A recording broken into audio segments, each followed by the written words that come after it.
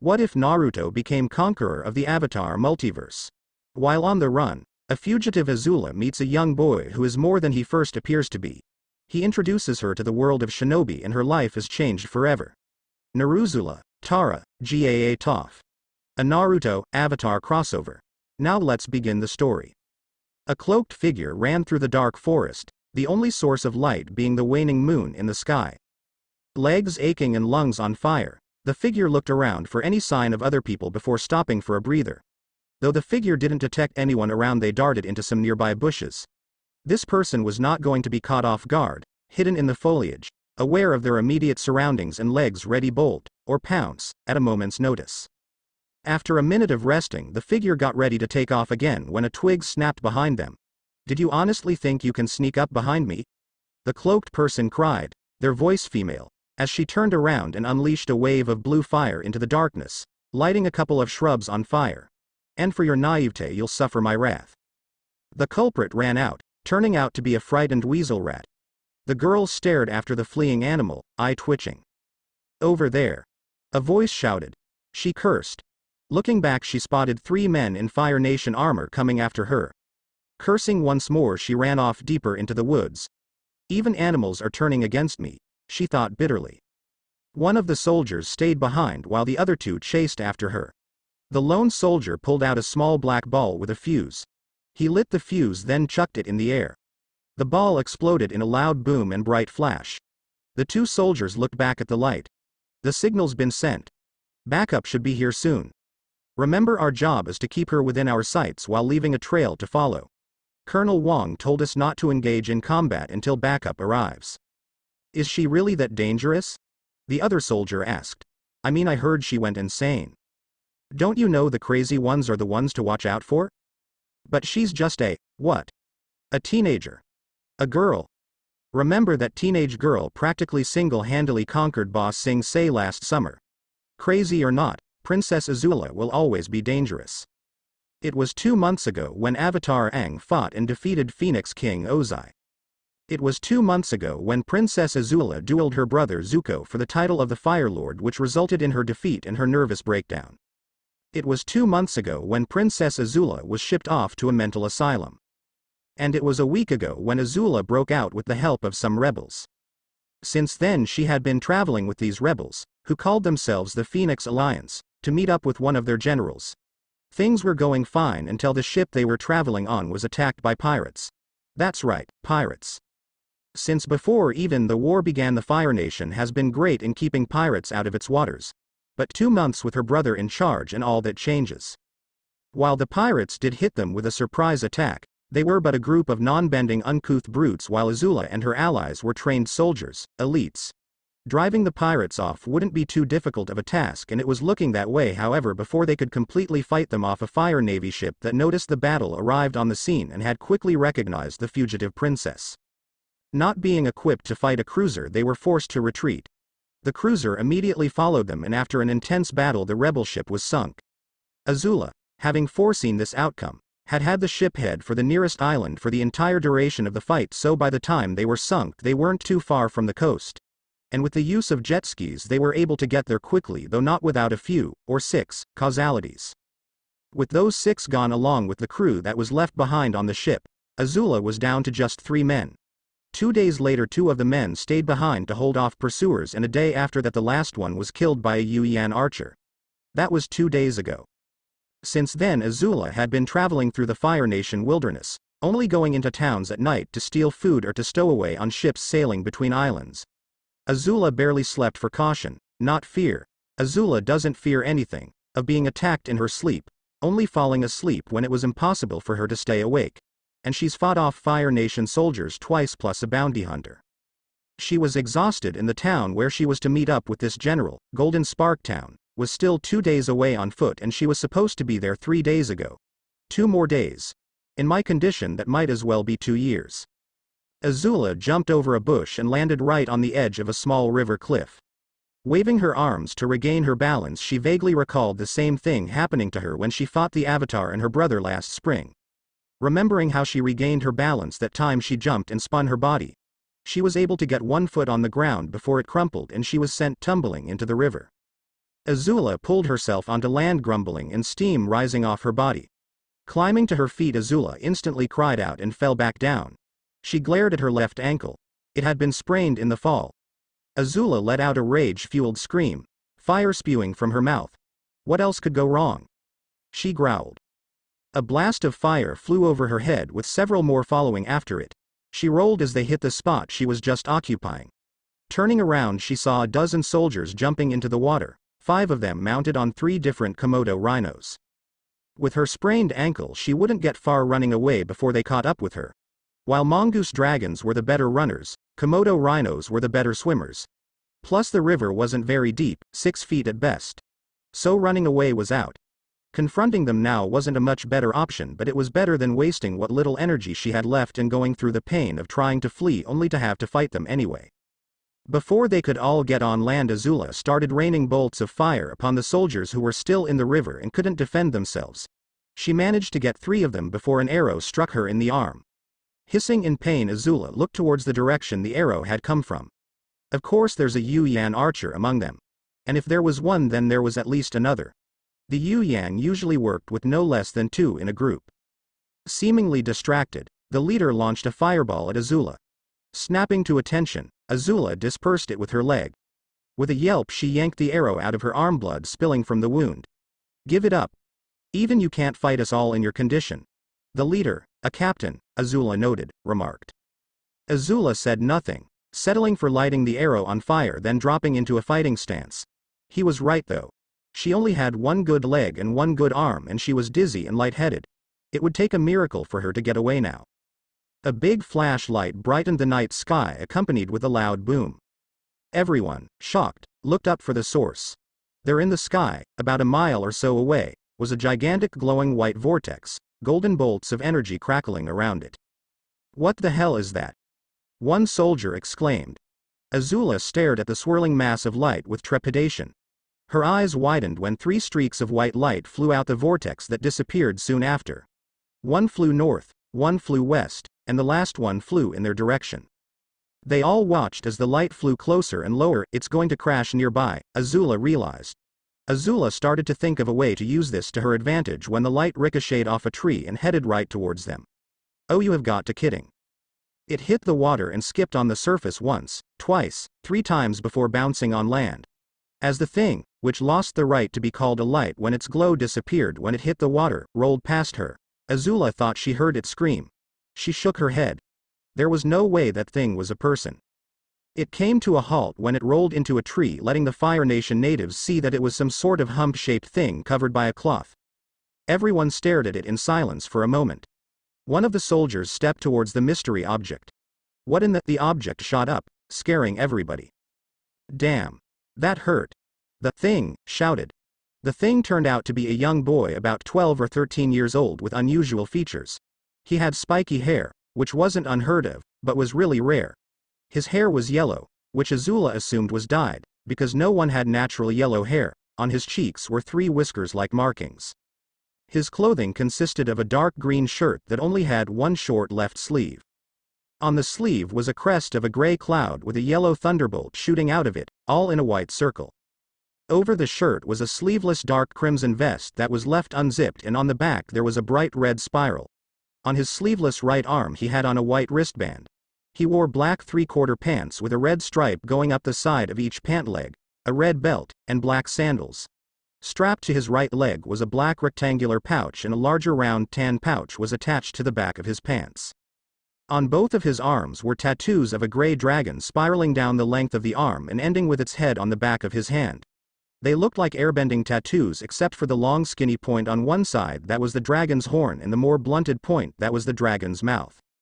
The boy patted his forehead, which was covered by a black headband with a metal plate engraved with a symbol that looked a bit like a leaf. I think this is the first time my forehead protector has actually been used to protected my forehead. The boy muttered. So are you still alive? When no one responded, the boy blinked. Arrow Sennin. He looked around then groaned. Great. Where the hell did that pervert disappear to? The soldiers looked at each other, then back at the boy, then turned to the captain. What do we do, sir? He's just a brat. He's not as important as the princess.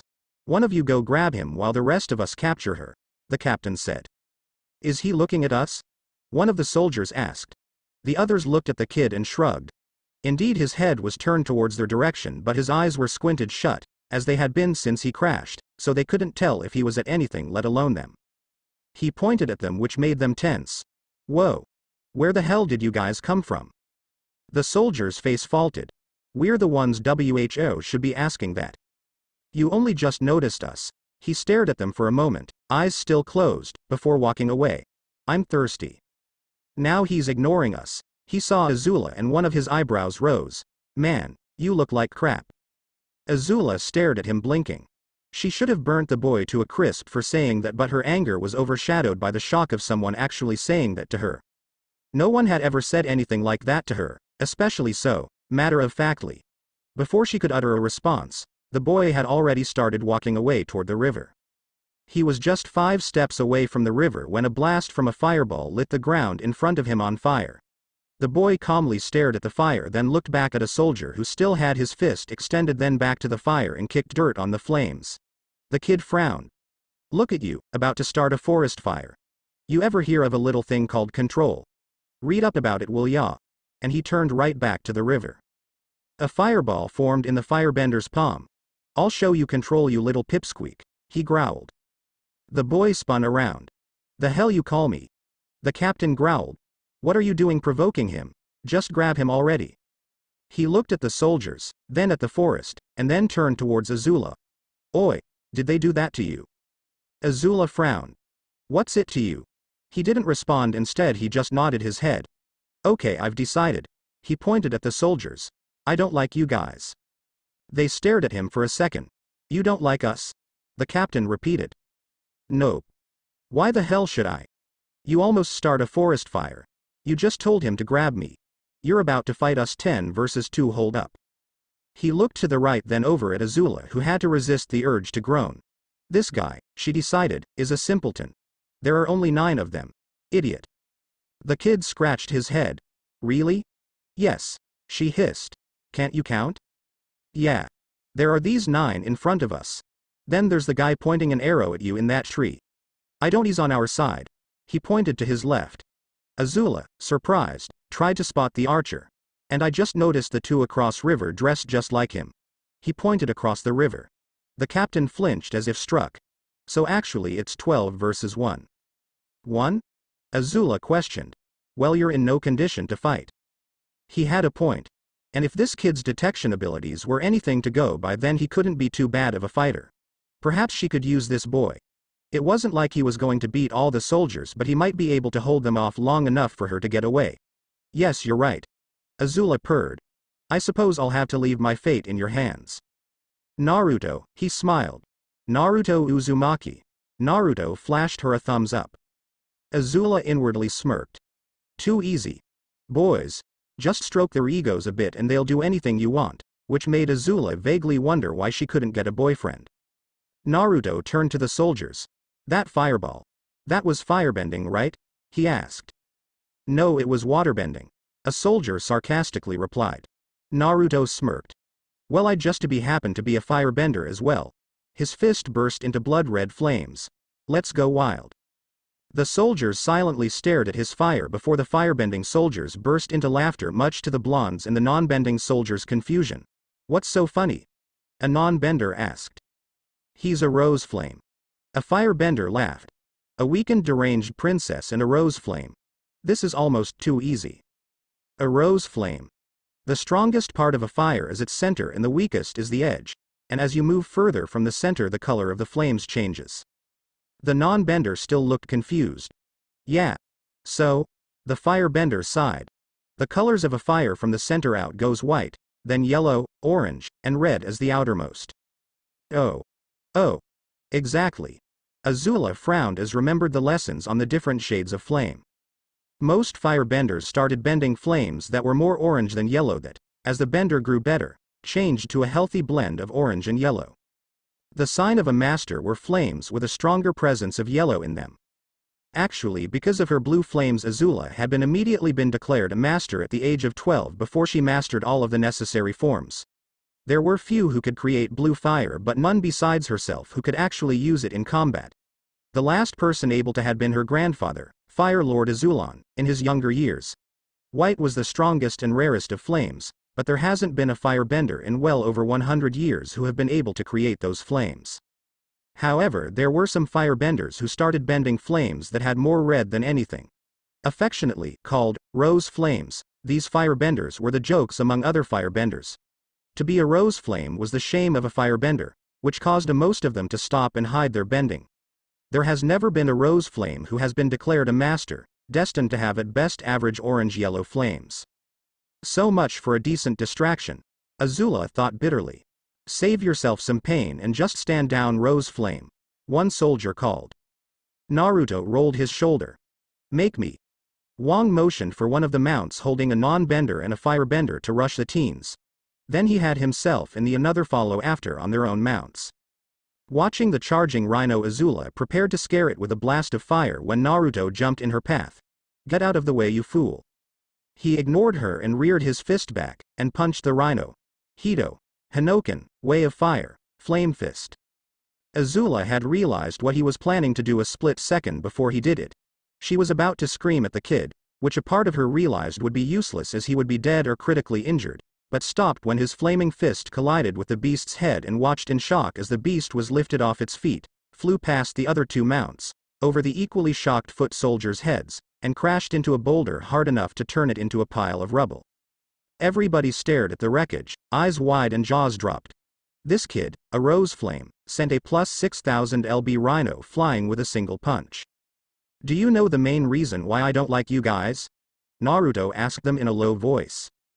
The soldiers gulped at the dark edge in his voice and shook their heads. He pointed at one of the firebenders. You. Me?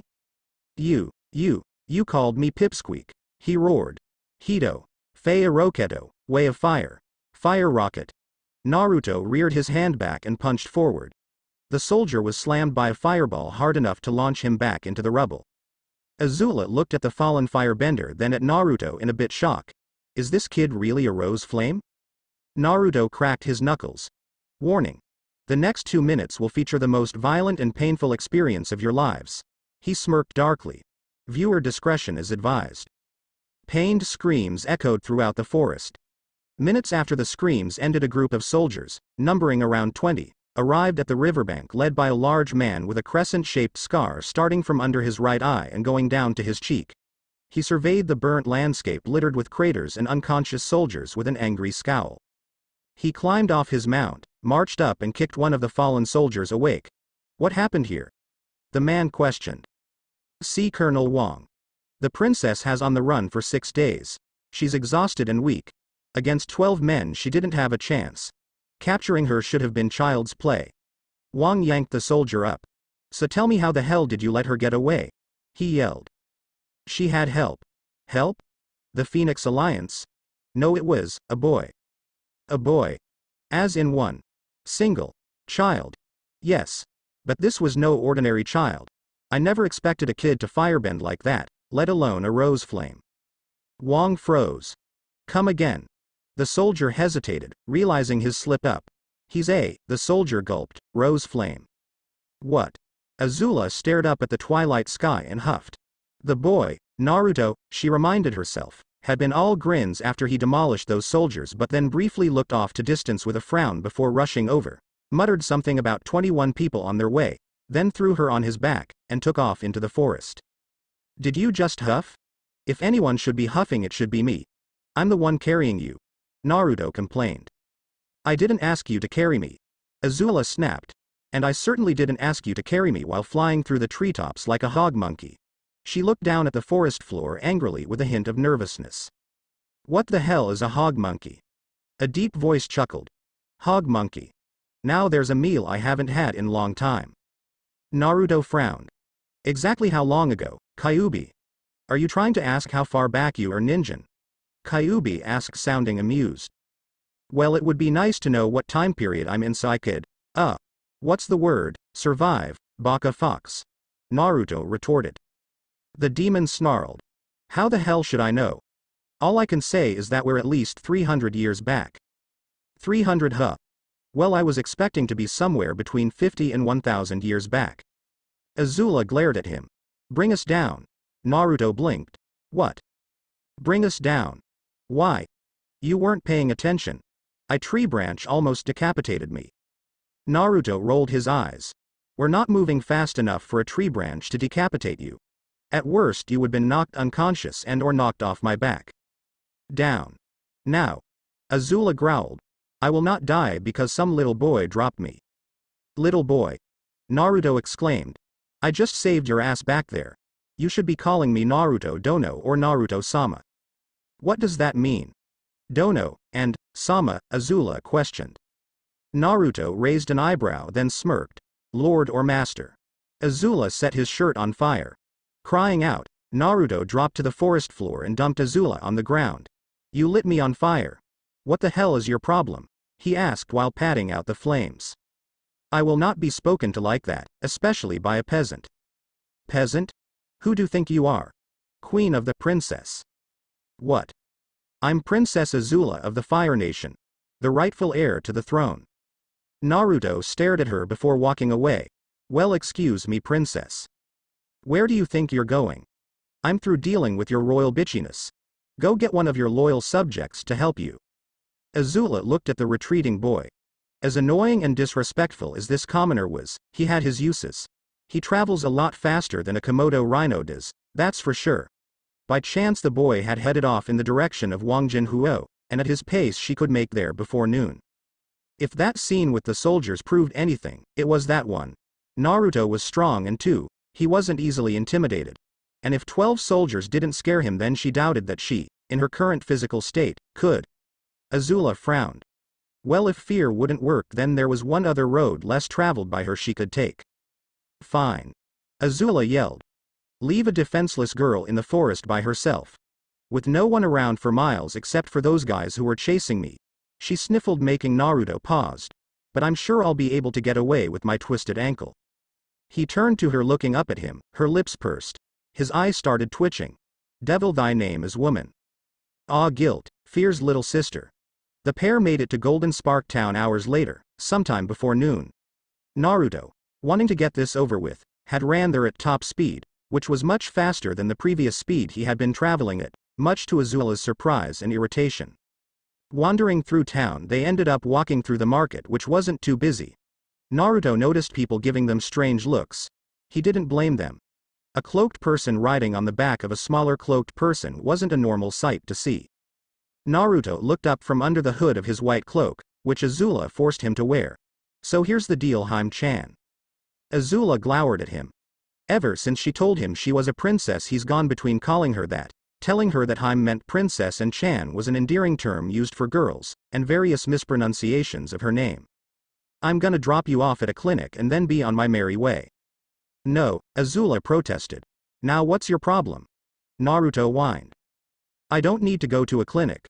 All I require is food and a place to sleep. Naruto eyed her skeptically. Really? Because I thought I was carrying you because you twisted your ankle. He rolled his eyes and started speaking sarcastically. But I guess I've been carrying you so I could feel your breasts up against my back and almost touch your ass for the past 4 hours. Azula locked her arms around his neck in a chokehold. No, asshole. You're carrying me because I'm weak from hunger and sleep deprivation. She tightened her hold on him. Ga, oh, okay. Okay. You win. Ga, no clinic. Ga, now let go. I can't ga breathe. Azula held him for few more seconds before releasing him. Good, she smirked. I'm glad you could see it my way. Yeah, whatever. You crazy bitch. Is a hotel alright? And what, may I ask, is a hotel? Naruto's eyes widened a bit. Oh, guess hotels don't exist yet. Azula rose an eyebrow at that. There are inns, right? Azula nodded. How about an inn? Azula hesitated before giving her consent. They didn't have hotels 300 years ago? I said at least 300 years, moron. We can be much further back than that. How much further? Dunno. Could be several hundred. Could be a couple thousand. Naruto stumbled. A couple thousand. Hey, what year is this? He asked Azula. Azula stared at him blankly. Please tell me you're joking. Nope. What year is this? He asked again. You have got to be, it's 15XX. Oh. Just 500 years, he mumbled. What? Nothing. Azula entered the room they were staying in, fresh from a bath, clad in a red robe and a towel wrapped around her head. Naruto turned to her, an excited look on his face. "Hey Alula. My name is Azula." Azula growled through clenched teeth. "And don't speak my name out loud." Naruto briefly wondered why she would tell him her name only to tell him he's not allowed to say it before shaking his head. "Yeah, whatever. Anyway, you'll never believe what I saw. I swear I saw a bird with a dog's head." Azula just looked at Naruto before sighing. It was just a parrot dog. "You mean those things are common?" Naruto asked incredulously. Azula limped to the window and shut the curtains. "Fetch me some ice before you go out for food." She sat down on one of the beds in the room. "And I know you can't get anything extravagant, so I'll just have a plate of chicken pork dumplings with lemon mango juice." "Did she say chicken pork?" Naruto frowned. "Do I look like a waiter to you?" Azula glared at him and gestured to her bandaged ankle. "Does it look like I can go out?"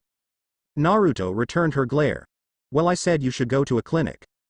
"I'm not going to a clinic." Azula shouted fiercely, a wild look in her eyes that made Naruto flinch. Neither one of them spoke for a while. "How am I supposed to get food with no money?" Naruto asked, breaking the silence. "How should I know? Figure something out." Naruto opened his mouth to yell at her but decided against it and walked out the room grumbling. Smirking to herself, Azula lied down and recalled the past hour. She and Naruto had gone to an inn at a less populated part of the town. A slight problem arose when it came to paying for a room. As an escaped mental patient, Azula didn't have any money on her. And Naruto. "Yeah, I don't know what a silver piece is, much less do I have 5 of them." That had earned him glares from both Azula and the innkeeper. Azula then began to threaten to burn the inn down before Naruto pulled her back and told her he'd handle it in a way that didn't make them the jackasses. Azula scoffed but let him go ahead. "Please sir," he started. "Give us a room." That had Azula convinced that the boy was mentally retarded.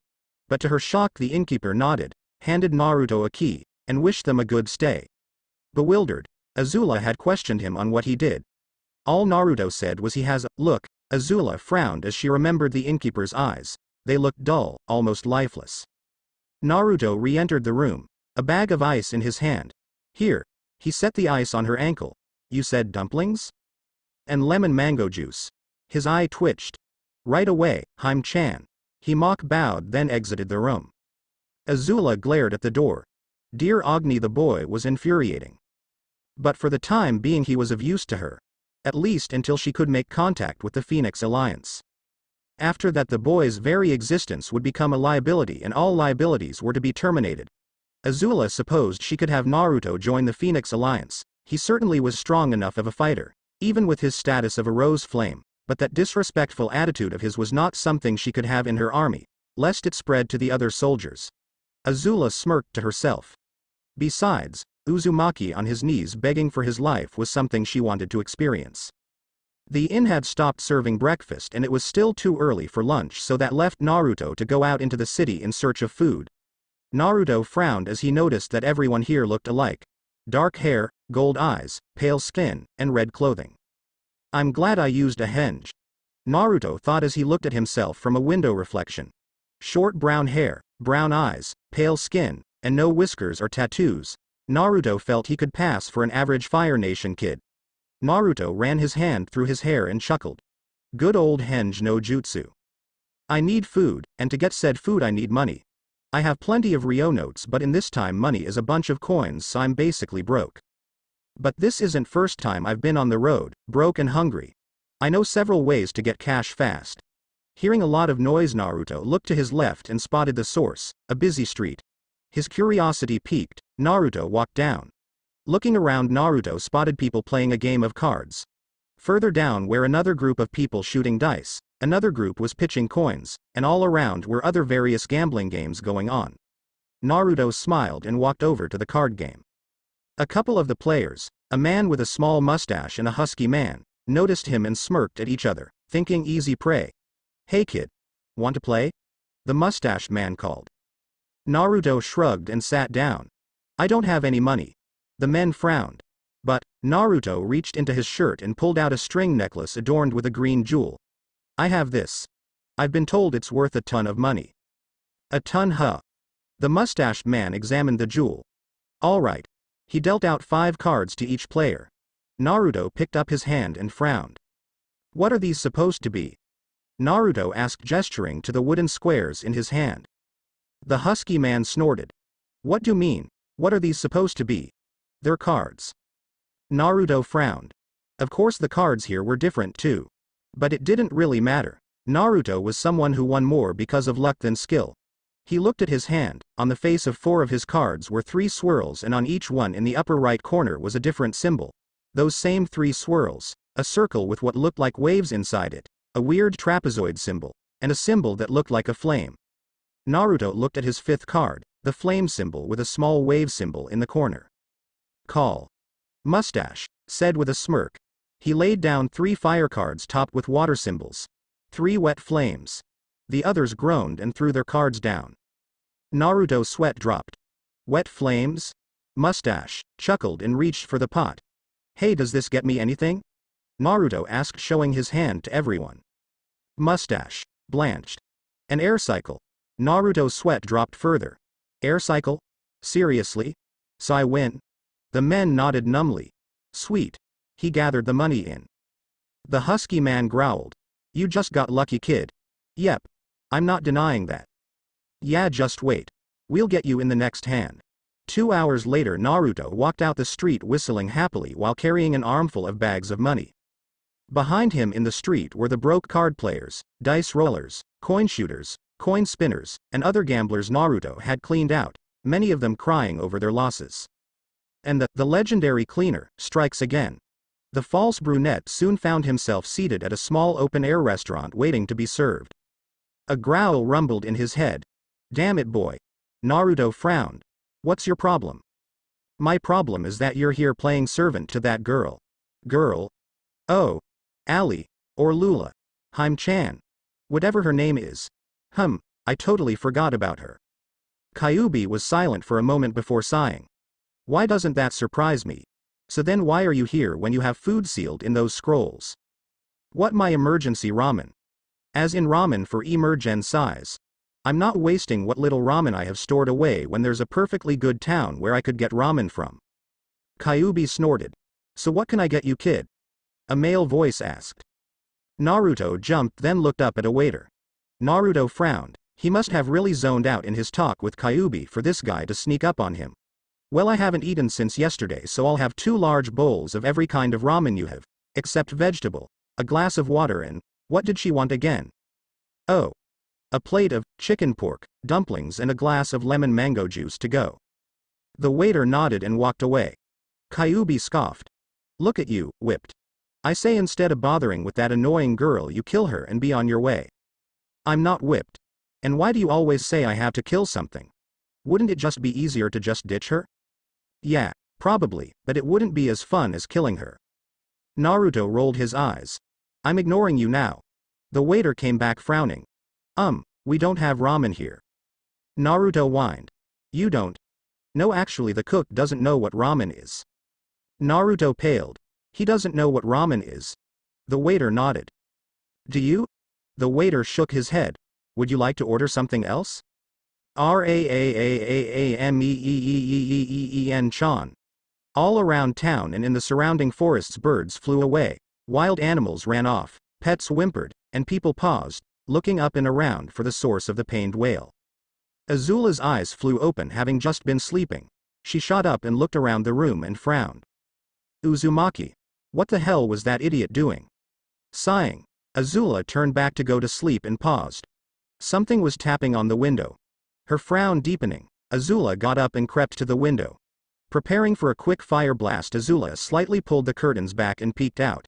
Sitting outside on the windowsill was a messenger hawk. Narrowing her eyes, Azula, without letting herself be seen, quickly opened the window, snatched the bird, and shut the window back. Azula opened the letter and was surprised to see it was from the Phoenix Alliance. How they knew she was in town, let alone what inn and room she was staying at, disturbed her a bit, but it at least proved they were a competent organization. Azula went over the rest of the letter. They wanted to meet up tonight at warehouse number 6, wherever that was. That was fine with her, the sooner the better. Azula looked at the signature at the bottom. General Shao Zhu.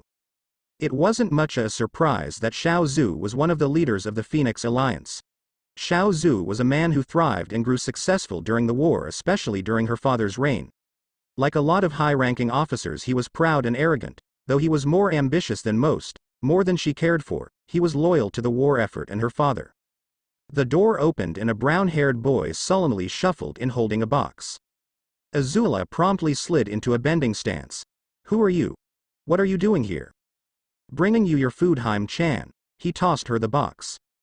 She caught it, blinking. "Uzumaki." Naruto grunted and plopped face first on the bed. Azula stood staring at the former annoying cheery blue-eyed yellow-haired boy, now a sulking gold-eyed brunette.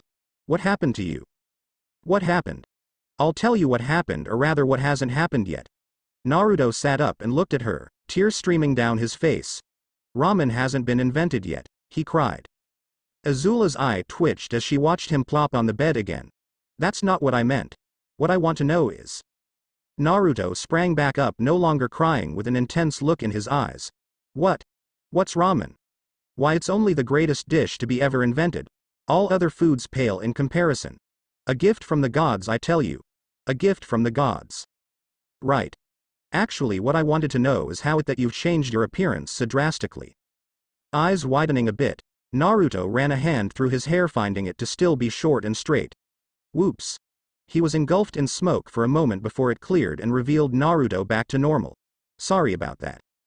Azula's eyes bulged and jaw dropped. How did you that?" "It was just a henge," Naruto said like it was nothing special. "Henge?" Azula repeated. Naruto looked at her skeptically. "Don't tell me you've never heard of the henge no jutsu before?" Azula crossed her arms. "I can't say that I have." Naruto frowned. "I thought royalty and nobility were taught a little bit about how to recognize and defend against some low-level jutsu when they were young in case of assassination or abduction." Naruto mentally rolled his eyes. As if a child of nobility can do anything against a ninja skilled enough to even be tasked to go after a noble. And yet you don't even know about one of the basic 3 jutsu all shinobi know. "What are jutsu and who are these shinobi you speak of?" Azula asked, interested in something that could lead to the murder of a certain brother of hers. This time it was Naruto whose jaw dropped. "You don't know what a shinobi is? You bend blue fire, so you can't be one of those sheltered, spends my day in the garden while having tea, princesses. Hell, even if you were one, you should have at least heard about them." He frowned. "Is it really 15XX? Because if it is, ninja should have been around for a few hundred years by now." Kyuubi snorted.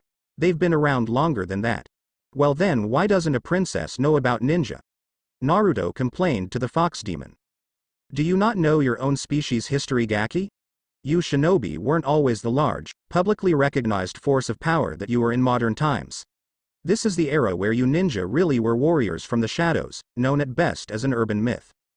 "Ninja an urban myth? What the hell is up with this stupid time period?" Azula made a face. "What do ninja have to do with shinobi?" Naruto blinked. "Why did you look like you smelled something bad when said ninja?" "What? Those cowards who strike from the shadows but don't fight face to face because they lack the skill and power to do so." Azula shrugged. "I have nothing against them though. Admittedly, they do have their uses." "Cowards from the shadows." Naruto chuckled humorlessly. "A few things. 1. I'm a ninja. 2. I just saved your life last night by kicking those firebenders' ass, face to face, something you couldn't do." Azula glared at him. "And 3. How the hell do you know what a ninja is but don't know what a shinobi is?" "What, are they related to each other?" "They're the same thing." Naruto said like it was obvious. "Ninja is just a translation for the word shinobi." Azula shook her head. "Whatever." Naruto's eye twitched. "Stupid annoying princess." Azula turned to him. "What did you say?" Naruto looked away. "Nothing." He looked back at her, a more serious expression on his face. "So what's the deal? Why doesn't Haim-chan want to be seen?" Azula narrowed her eyes before schooling her face to look innocent at him. "I'm sorry? I'm not as stupid as I look, and I'm anything but blind. You had us wear cloaks into town, which means you thought there was a chance we would be recognized. You're hurt but you refused to go to a doctor, which is something I doubt you do normally. And when we were looking for a place to stay at, you weren't looking at the quality of the inn. You looking at the number of people in the area and the positions of the other buildings. making sure they weren't too close to or taller than the inn. At the princess's slightly widened eyes and clenched fists, Naruto smirked. Azula frowned. So wasn't just a slightly strong idiot, it turns out he's a slightly strong, not so idiotic ninja. Azula took a deep breath, visibly relaxing, and decided to relent some information. The cloaks weren't for being recognized now but rather for being recognized later when those soldiers come with our descriptions. Naruto looked at her in shock. Soldiers? Those guys were soldiers? If she had any less self-control, Azula would have face-faulted. Their uniform weren't a clue that they were soldiers. She deadpanned. Yeah, well, I'm not from around here. When you say around here, do you mean the Fire Nation? Because all the soldiers in the Fire Nation wear that uniform. She glared at him suspiciously. Naruto just shrugged. So then where's a firebender like you from, the Earth Kingdom? Azula asked mockingly. Naruto crossed his arms and looked up at the ceiling. Well, I was told not to tell anybody before I got here, but, he looked at her with squinted eyes before smiled. If I want you to trust me, then I should trust you. Trust. Azula scoffed. Yeah, right. A foolish concept never to be used again, she thought bitterly. Well, believe it or not, I'm from the future. Azula was silent for a minute before responding. You're from the future? She repeated slowly, disbelief in her voice. 500 years in the future to be exact. He lifted 5 fingers for effect. Reet. Azula looked at Naruto incredulously. It didn't look like he was lying, and Azula refused to believe that her ability to read people had diminished. That meant he really believed he was from the future. Looks like I'm not the only one who escaped from the mental institution. Though unlike this guy, I was never insane. Naruto nodded to himself. There. I've told you something about myself I wasn't supposed to tell anybody. He gestured to Azula. Now it's your turn. Why are soldiers hunting down their own princess? Azula snorted. And why would a kid who just met me last night and claims he's from the future care? You're right, I shouldn't care. Ever since we met you've been nothing but mean, rude, and bossy, Naruto shrugged. But I have friends who treat me worse than you have, and that's what I consider you, Haim-chan. A friend. And when my friends are in trouble I don't turn my back on them. So tell what's going on so I can help you. Azula looked at him for a moment before sighing. The Fire Nation had been at war with the other nations for the past 100 years and we were winning. Naruto's eyes widened a bit at that, impressed, but didn't say anything. Under the leadership of the previous Fire Lord, my father, Fire Lord Ozai, the Fire Nation was at the height of our power, victory was assured. Azula's tone darkened. But 2 months ago, on the day we were going to achieve total victory over the war, Zuko, my older brother and traitor to our nation, challenged me during my coronation to Fire Lord for the crown. We dueled and I defeated him. Zuzu has always been weaker than me. But then he cheated and sicked that filthy water witch on me. They locked me in chains and shipped me off to a mental institution. Naruto raised an eyebrow. Mental institution. Wow, I've never heard that in a coup d'etat story before. He sent me there to discredit anything I would say. At Naruto's puzzled expression, Azula sighed. When it's your word versus his over how he won the throne unjustly and you're considered to be insane, people tend to believe him over you. Azula explained bitterly. A look of realization hit Naruto's face. Oh. Then he frowned. But why did he keep you alive and run the risk of someone believing you instead of silencing you forever by killing you? Most likely to mock me by having me spend the rest of my life locked in that awful place, all the while knowing that he now holds the throne. But it's Zuzu's mistake for not finishing me back then, because the opportunity to do so will never come again. She smirked evilly. He'll rue the day he opposed me. I'll hunt down and destroy everybody and everything he. There are a couple of things about your story that are bugging me. Naruto spoke, stopping Azula mid-rant. Azula glared at him. She didn't like to be interrupted during a tirade. You said older brother. Wouldn't he be the heir to the throne anyway? I also said traitor to our nation. Azula snapped at him.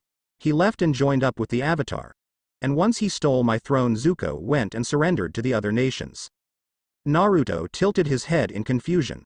What does joining the Avatar have to do with your brother betraying your country? For the 6th time that day, Azula was convinced Naruto was mentally ill. The Avatar is the Fire Nation's greatest enemy. He has been since the last Avatar betrayed my great-grandfather Fire Lord Sozin over 100 years ago. Is that right? Naruto said, anger in his voice. Oh great. A corrupt Avatar, that's just what I need. And she said the last avatar too. Poor people, it's been bad one right after the other. Naruto fell back on the bed. If I'm to get my throne back, then I'll also have to face the avatar. Not too long ago that was something I would have looked forward to, but after what he did to father, I'm now hesitant to do so. What did he do? Naruto asked. If it wasn't for his heightened hearing, Naruto would have missed Azula's quiet reply. He took my father's bending away. Naruto whistled. Wow. My father used to be the most powerful firebender, literally the most powerful man in the world. Azula closed her eyes, her clenched fists trembling. And now he's locked up in a prison cell, literally powerless. I can't let that happen to me too. So don't. Naruto said. Azula looked at him. Just worry about getting your throne back from your brother. If this avatar dude does come around, I'll kick his ass, Datbeo, Naruto declared. Sure you will. And I'll suddenly grow a third arm. Azula started pacing in front of Naruto.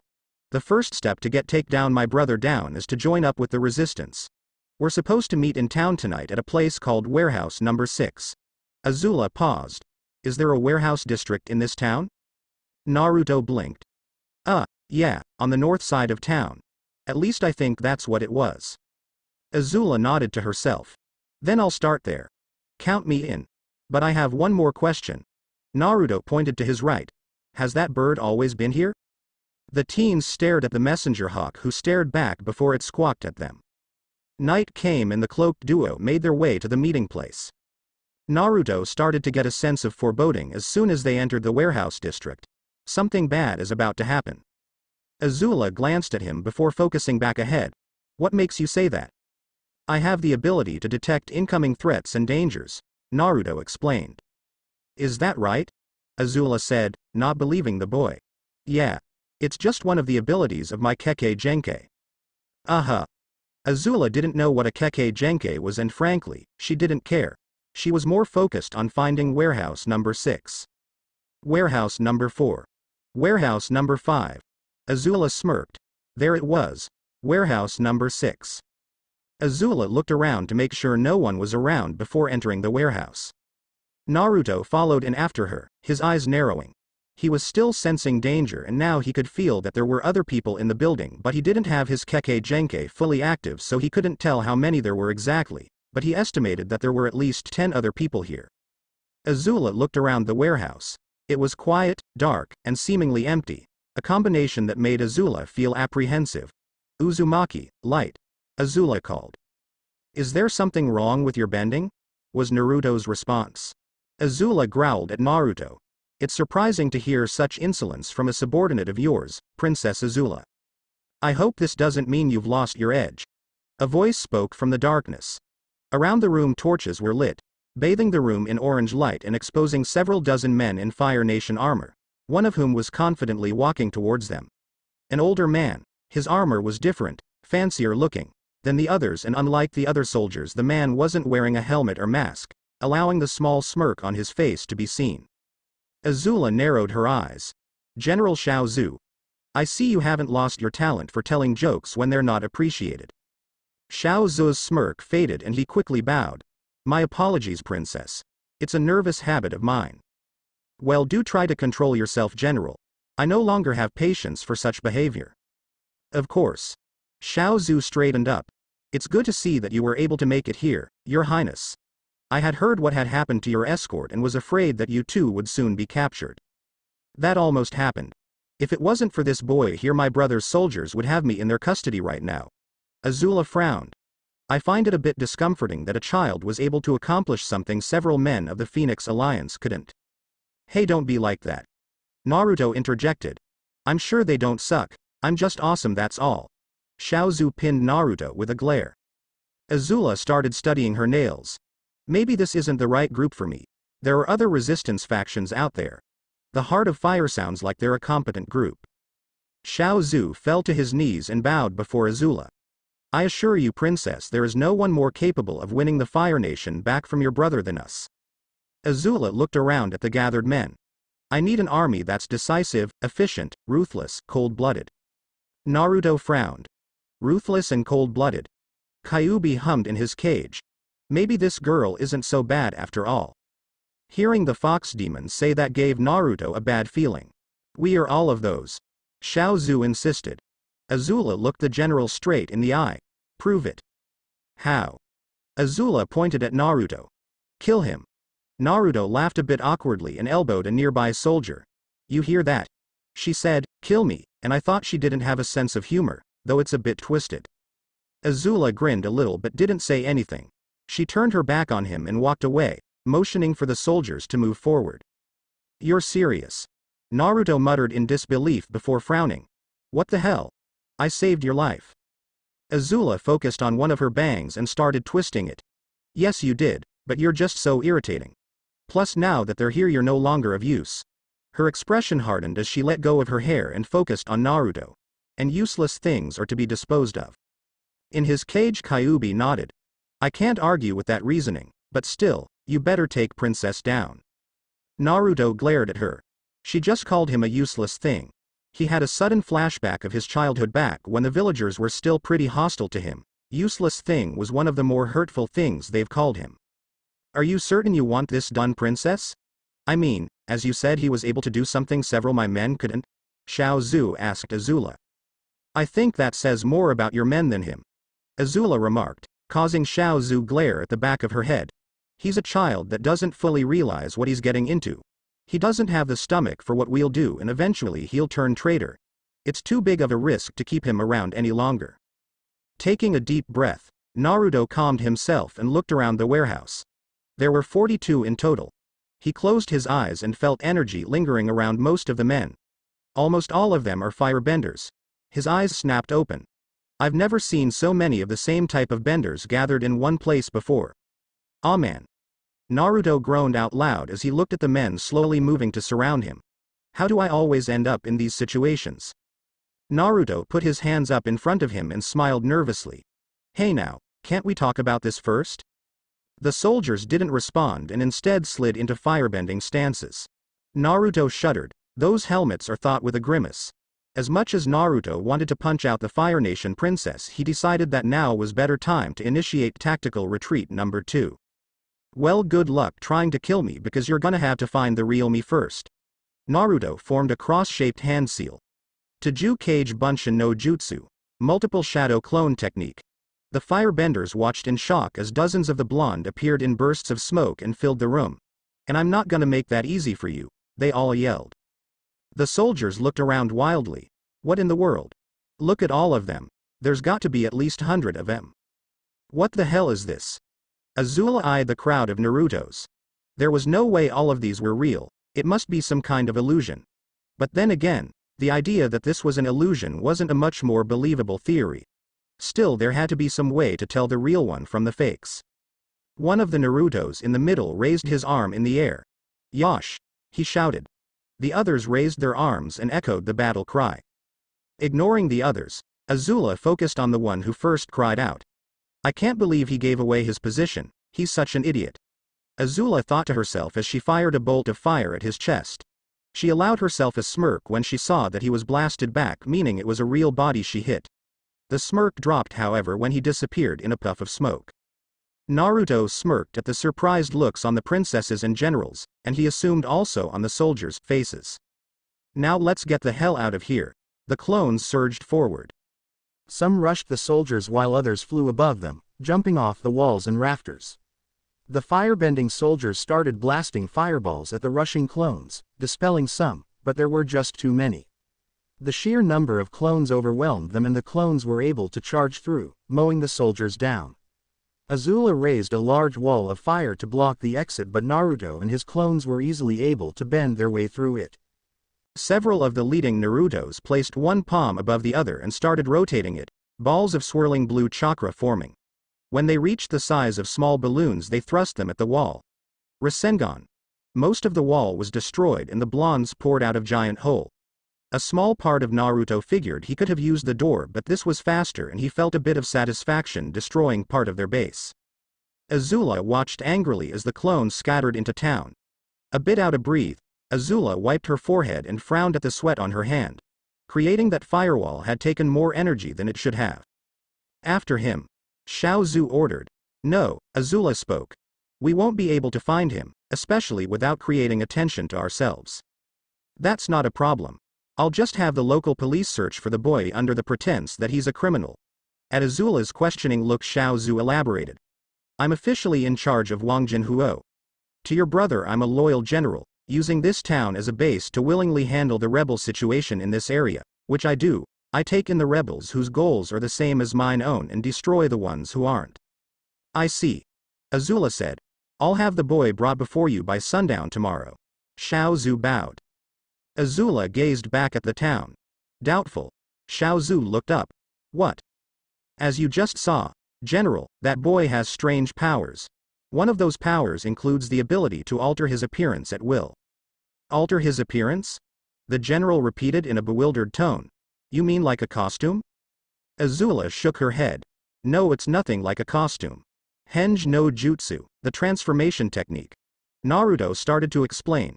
It's one of the 3 basic ninjutsu, ninja techniques, almost all ninja know. It allows a person to transform into anyone or anything. Anything. Azula sounded skeptical. Anything. Watch. Naruto created the ram seal. Henge. Naruto was enveloped in smoke that cleared and revealed another Azula. Azula's eyes widened slightly as she looked at the smirking copy.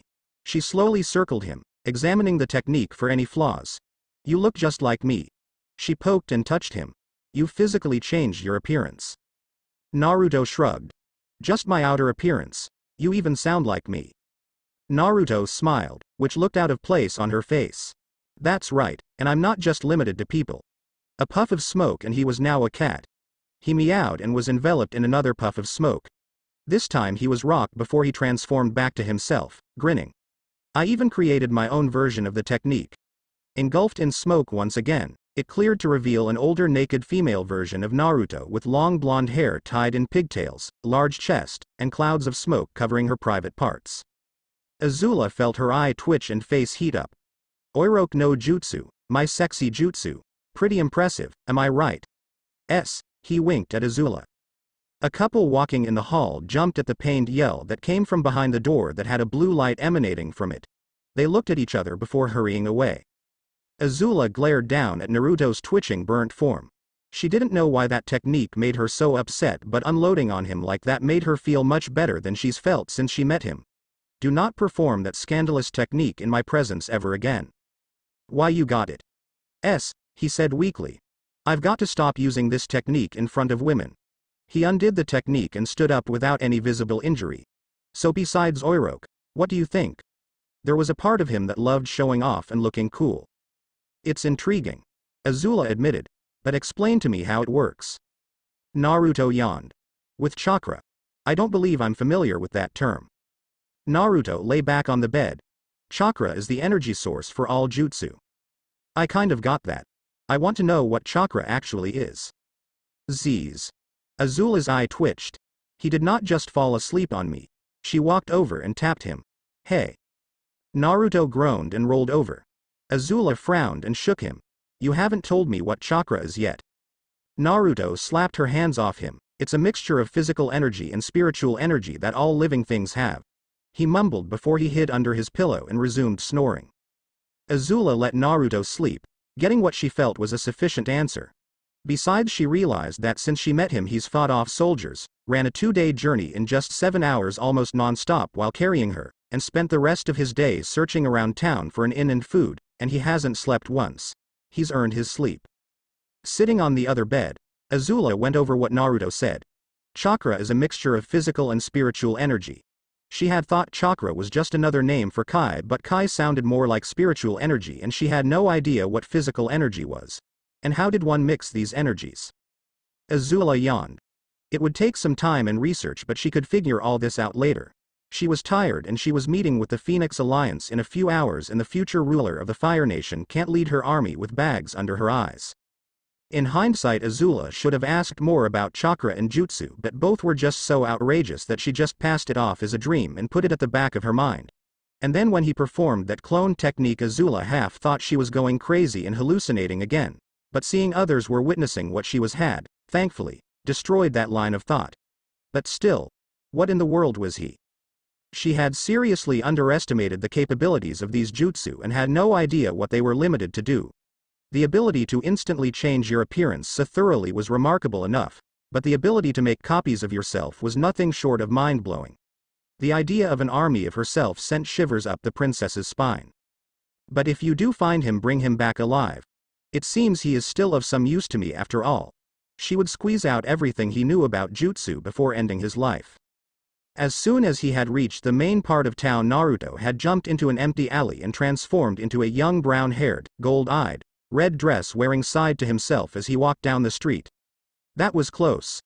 I haven't had so many benders after me since that whole thing in Tsuchi no Kuni a couple years ago. Naruto twitched as several clones dispelled themselves. Why in hell's name didn't you finish off those weaklings? Kyuubi growled. Naruto scoffed. Are you serious? There were like 40 firebenders back there? What the hell was I supposed to do? Have them turn me into fried fish cake? Naruto cringed. I didn't mean that. My name means Maelstrom, damn it, not fish cake. Kyuubi snorted. Pathetic fleshbag. Oh, bite me. Gladly. Just say when. Naruto rolled his eyes and cut the connection. He needed to focus on the problem at hand, which was finding that pervert he called Master. He also wanted to know more about the world in this era, something he had hoped the Fire Nation princess would be able to help him with, but that obviously wasn't going to happen, so he was going to have to find another source of information. But not now. He was tired and he just realized he hasn't eaten all day. Reaching into his pockets, Naruto smiled when he felt a key. He was so glad he hadn't checked out of the inn earlier. It would be the last place Azula would expect him to be. Deciding to figure something out tomorrow, Naruto headed to the inn for an overdue meal and much-deserved sleep. Zuko sat at the dining room table staring intently at the report in his hands. His breakfast lay forgotten in front of him. According to the report, Azula was last sighted outside a port city located southwest of the Great Gates of Azulon. It was believed that Azula was headed towards the capital. Zuko frowned. Something about that didn't sound right. I take it from your frown that it's not good news. Zuko looked up from the scroll at the bun-haired girl sitting next to him, seemingly staring at him dispassionately, but Zuko knew his girlfriend well enough to see that she was actually interested and concerned. She was spotted again. This time outside the port city Hunan. Mai frowned a little. Hunan? She's getting closer. Yeah. But I don't think her destination is here. At least not yet. That wouldn't make any sense. Mai raised a delicate eyebrow. It wouldn't make any sense that the girl who wants to kill you and take the crown would come to the royal palace where you live. Zuko shook his head. No, I meant I don't think Azula's coming straight here. She's alone. For her to try to get to me with all the palace guards and the soldiers stationed around city would be crazy. Well, look at who you're talking about. Zuko gave her a flat look.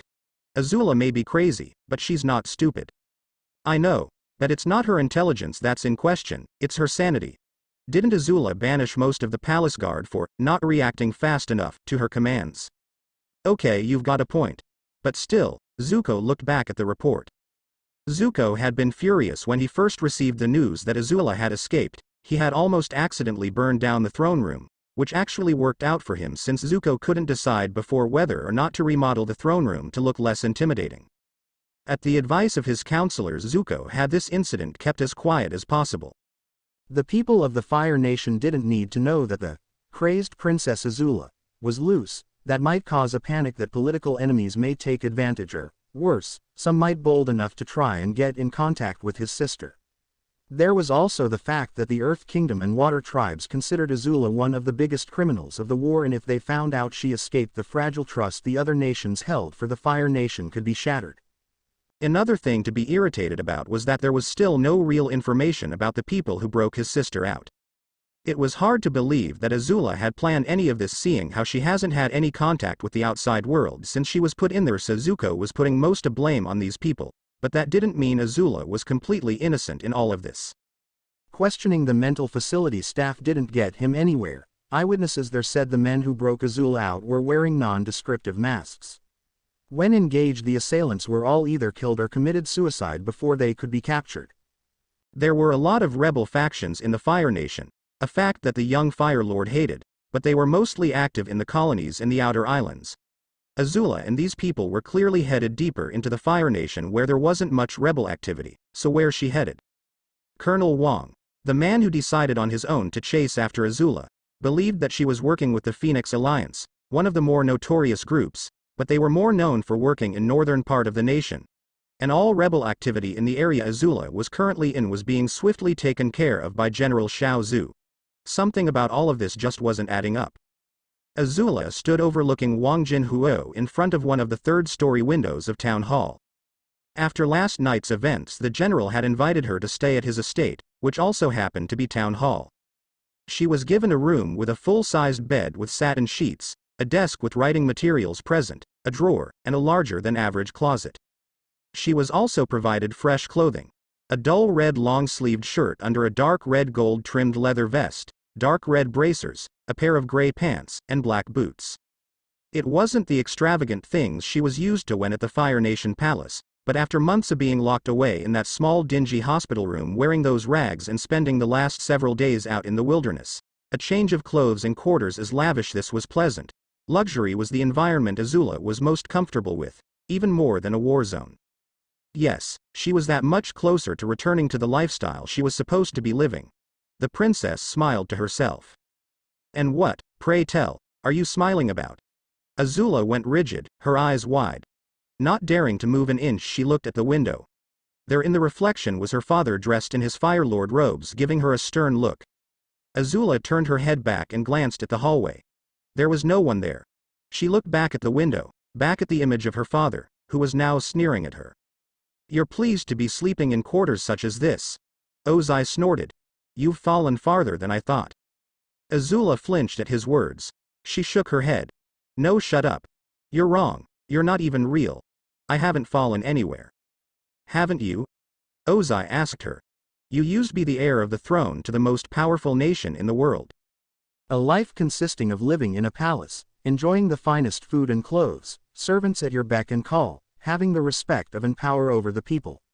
And now, you're in hiding, being chased by these people who are beneath you, stealing food, sleeping outside, staying in this second-rate dwelling, not allowed to go to any of the lower floors for fear of a commoner spotting you, fear of these peasants, fear of your brother. Azula tried to block out his voice, but as Ozai spoke she couldn't help but agree with him, her anger at her situation growing with his every word. It was when he said that final bit that Azula exploded. I do not fear Zuko. Remembering no one else was there, Azula blushed and took a deep calming breath. The voice was mostly right though. Father's always been right. Now was not the time to feel even a bit complacent just because she was one step closer to her goals. Her current situation was not acceptable, not at all. Her success, however minor it was, made Azula eager to get to the next stages in her plans quickly and get to where she rightfully belonged. And then, Father, we'll see who fears who. When I meet Zuko again, I'll crush him without mercy along with anyone else who gets in my way, including even the Avatar. I will lead the Fire Nation and make great-grandfather Sozin's dream into reality. The entire world will be under the Fire Nation banner. Azula vowed. She walked off cackling, never noticing the pair of eyes that had been watching her for some time now. Azula sat in silence inside the carriage currently taking her to the Phoenix Alliance base. The base was a factory located on the outskirts of town that, because of the end of the war, was recently ordered to be shut down, that was declared off-limits.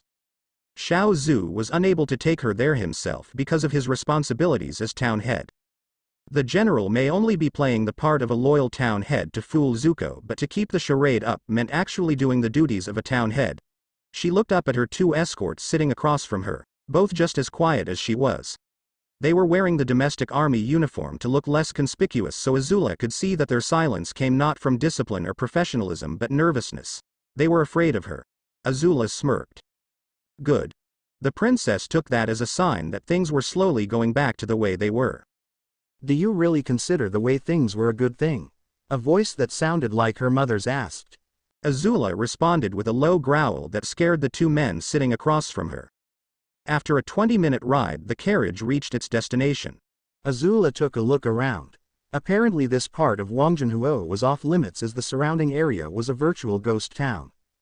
She looked at the factory-turned-secret base. It looked like a typical Fire Nation factory. A large facility made of dark metal with many towering smokestacks and a lot of pipes running throughout the place. It was certainly big enough to hold a good number of soldiers, and she supposed that a lesser person might deem the place too ominous to enter.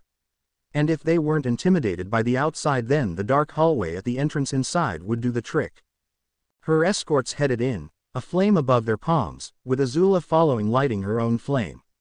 They lead her deep into the factory, turning down a lot of hallways, passing through many rooms, going up and down stairs multiple times, all the while not a single sign of life could be detected. Azula was getting annoyed. How much further must we go? One of the escorts gulped. We've still got this corridor, another 2 rooms, a flight of stairs to go down, and then the tunnel. Tunnel. Azula briefly wondered before huffing. Are there no quicker ways to get there? She complained. This is the only way to get here. The other escort spoke. Did you notice all of those dead ends we walked by? Azula nodded. Most of those are actually just sheets of metal that were put up recently as to create a maze to the back of the complex. General Shao Zhu ordered all of this? He's more cautious than I thought. Escort number 2 shook his head. Actually, these were already here when the general came to town. Escort number 1 snorted. Yeah, apparently the previous mayor thought civil war would happen back during the summer, saying something about how easily you took Ba Sing Se and how it wouldn't be long before you set your sights on your father's crown. Azula's eyes narrowed. He thought I would be the traitor of the family. She questioned in an icy tone. Who was this mayor? What is his name? She demanded of them. Escort number 1 blinked. I think his name was House of the Nen family. House of the Nen family. I must remember to have him executed when I'm Fire Lord. Escort number 1 sputtered. Execution? Are you serious? Very. He basically accused me of treason, which means he has accused the Fire Lord of treason, and that is an unforgivable crime. Azula fixed them with a glare. Am I wrong? The escorts looked at each other, then shook their heads. No, Your Highness. Escort number 2 said. They faced forward and continued on until they reached a set of doors with a pair of soldiers standing guard in front.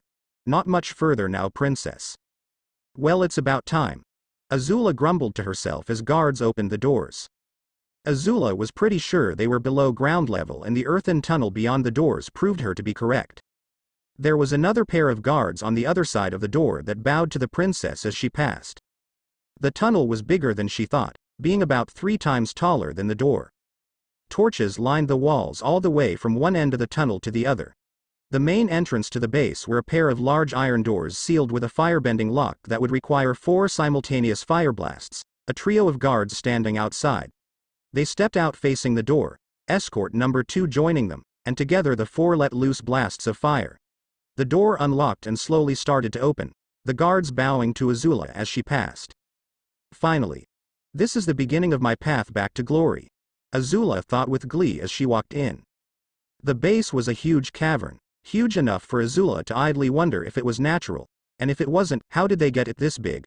On one side of the cavern were a number of Fire Nation tents, on another side there was a large amount of crates and barrels she was sure were filled with supplies, and across from there were several sparring circles, many of which were being used.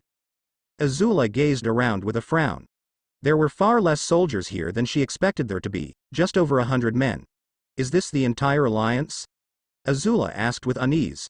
An army of this size would be outnumbered by Zuko's defenses 50 to 1. In terms of brute strength, her army would be massacred.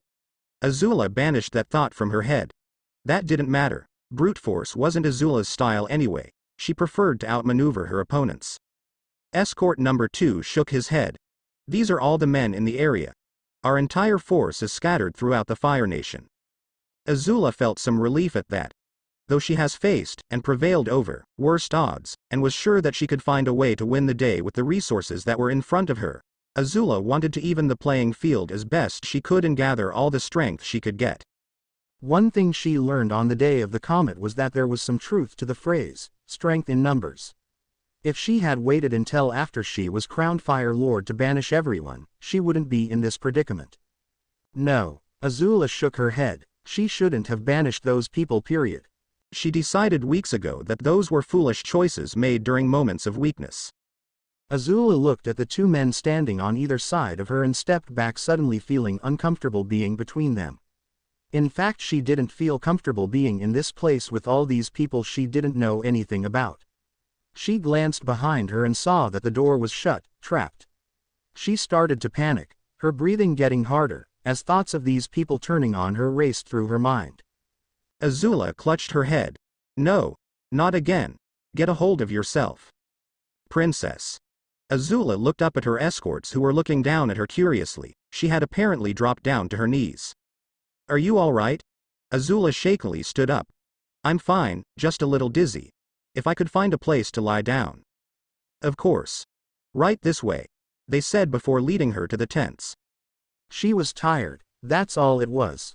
She was slipping into bouts of madness because of drowsiness.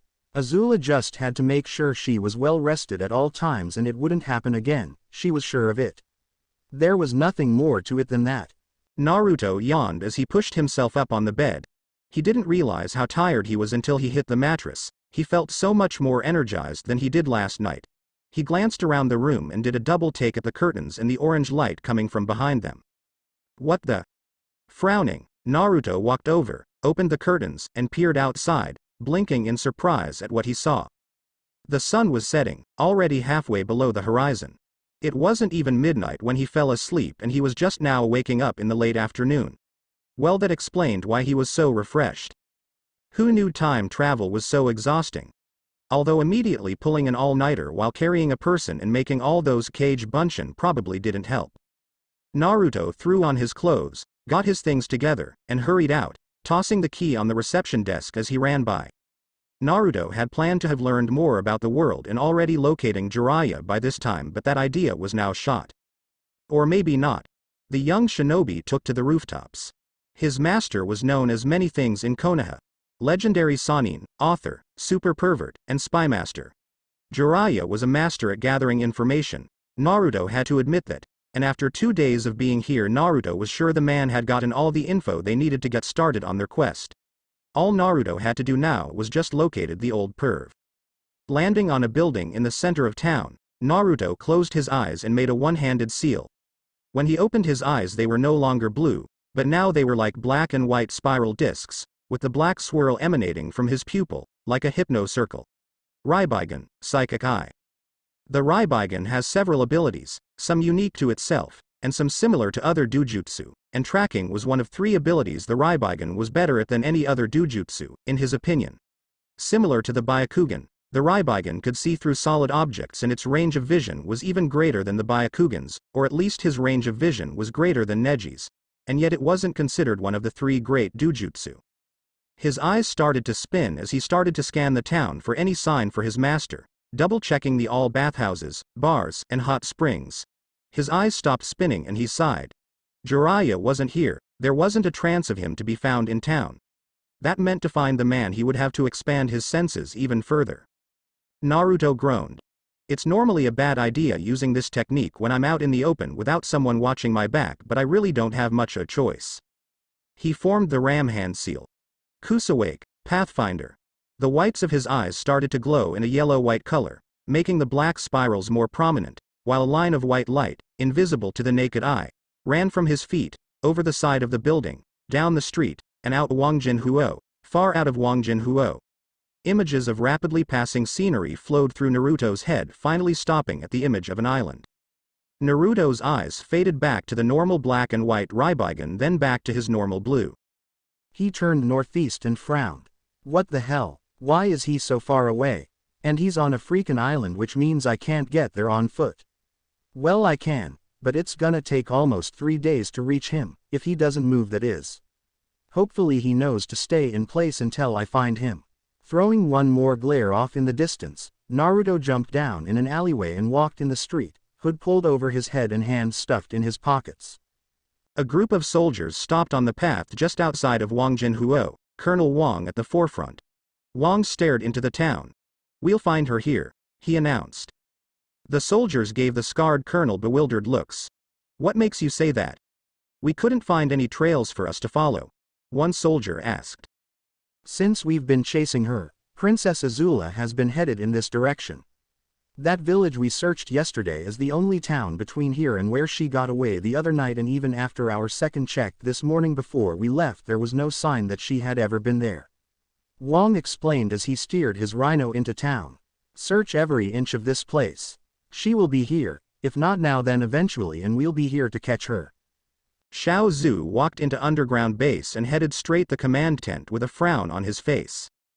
An attendant ran up to him. Greetings, General. He saluted and started walking alongside Xiao Zhu. Where's the princess? Currently resting in one of the tents. She wasn't feeling well. Xiao Zhu's frown lessened. Is that right? I want all officers major rank and above in the command tent in 10 minutes. Xiao Zhu ordered. The attendant bowed and started to walk away. And one more thing. Don't notify the princess about this. The attendant looked shocked but nodded nonetheless and went off. Naruto figured it'd be best to get some information before he headed out. Even he knew that traveling in a foreign land without knowing anything about the place was a terrible idea. One thing he learned about information gathering was that the best place to get some was at a bar. It didn't take too long for Naruto to spot one, and judging by the low level of noise there weren't a lot of people inside. He entered discreetly and looked around. The place wasn't too empty. There were enough people in here so he wouldn't instantly attract attention to himself. He made his way to the back and paused as he walked past a balding older man sitting by himself who looked down on his luck before taking a seat across from the depressed-looking man.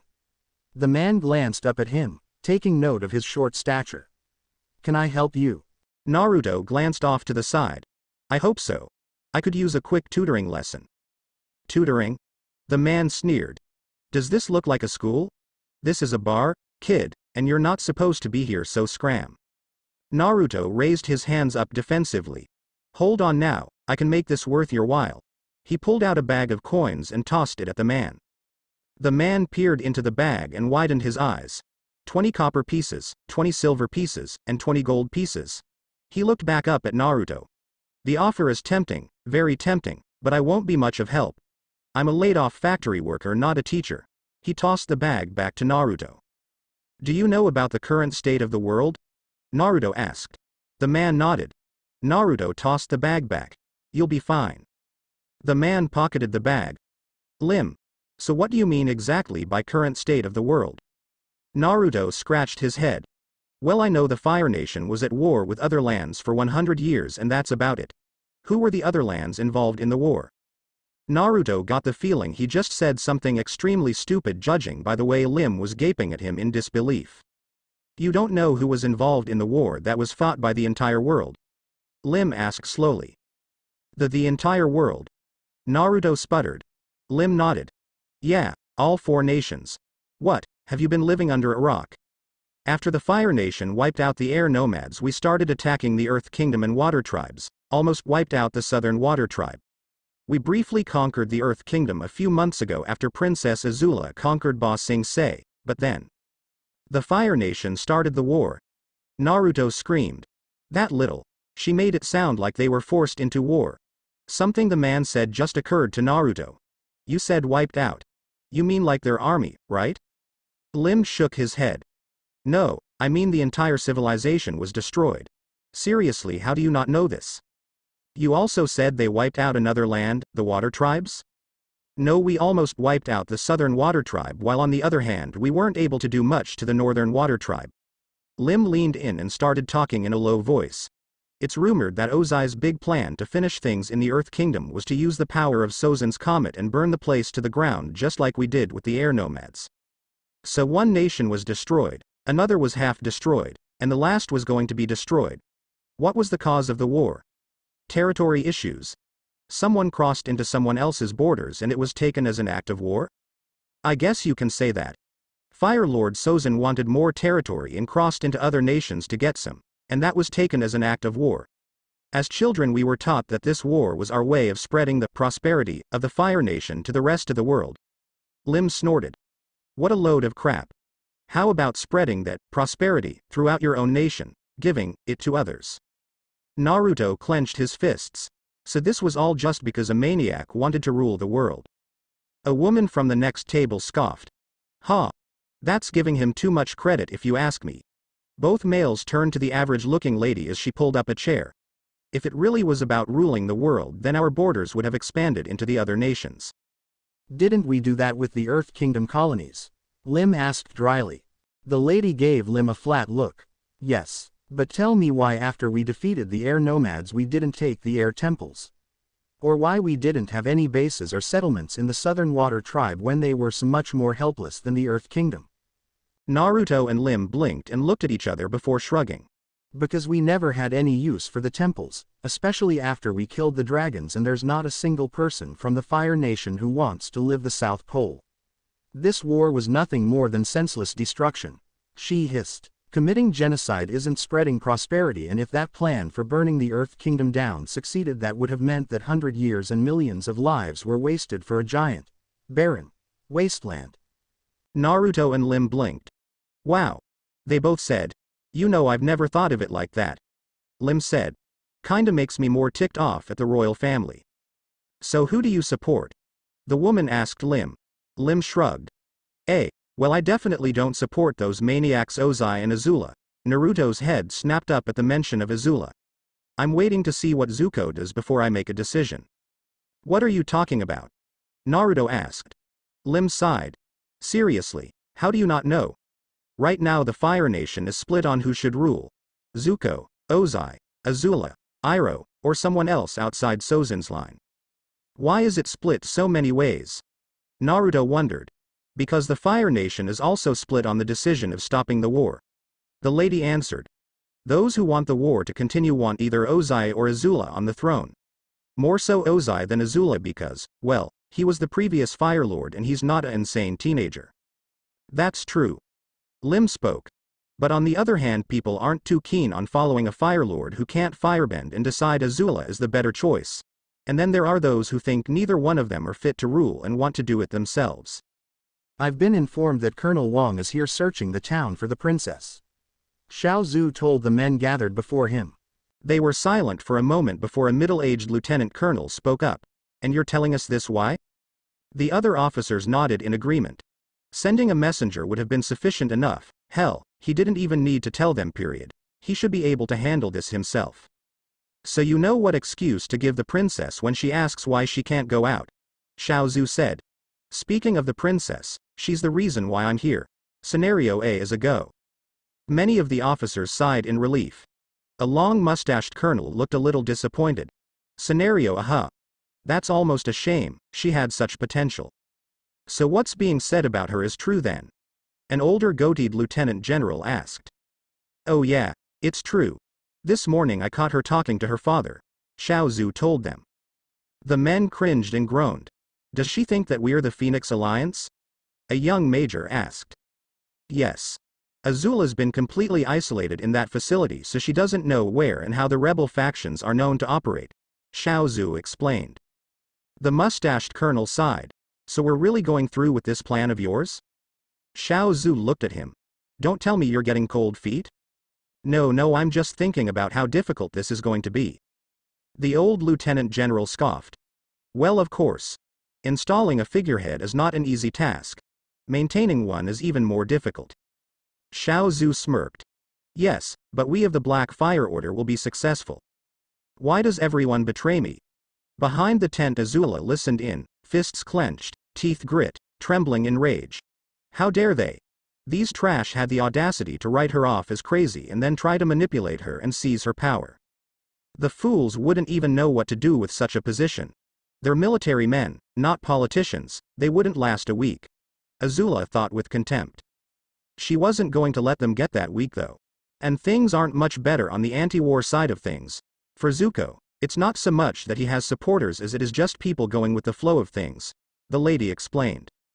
That and they're afraid of the Avatar. Lim added. There's also that. The lady agreed. But I'm like a lot of other people and can't accept that kid as Fire Lord.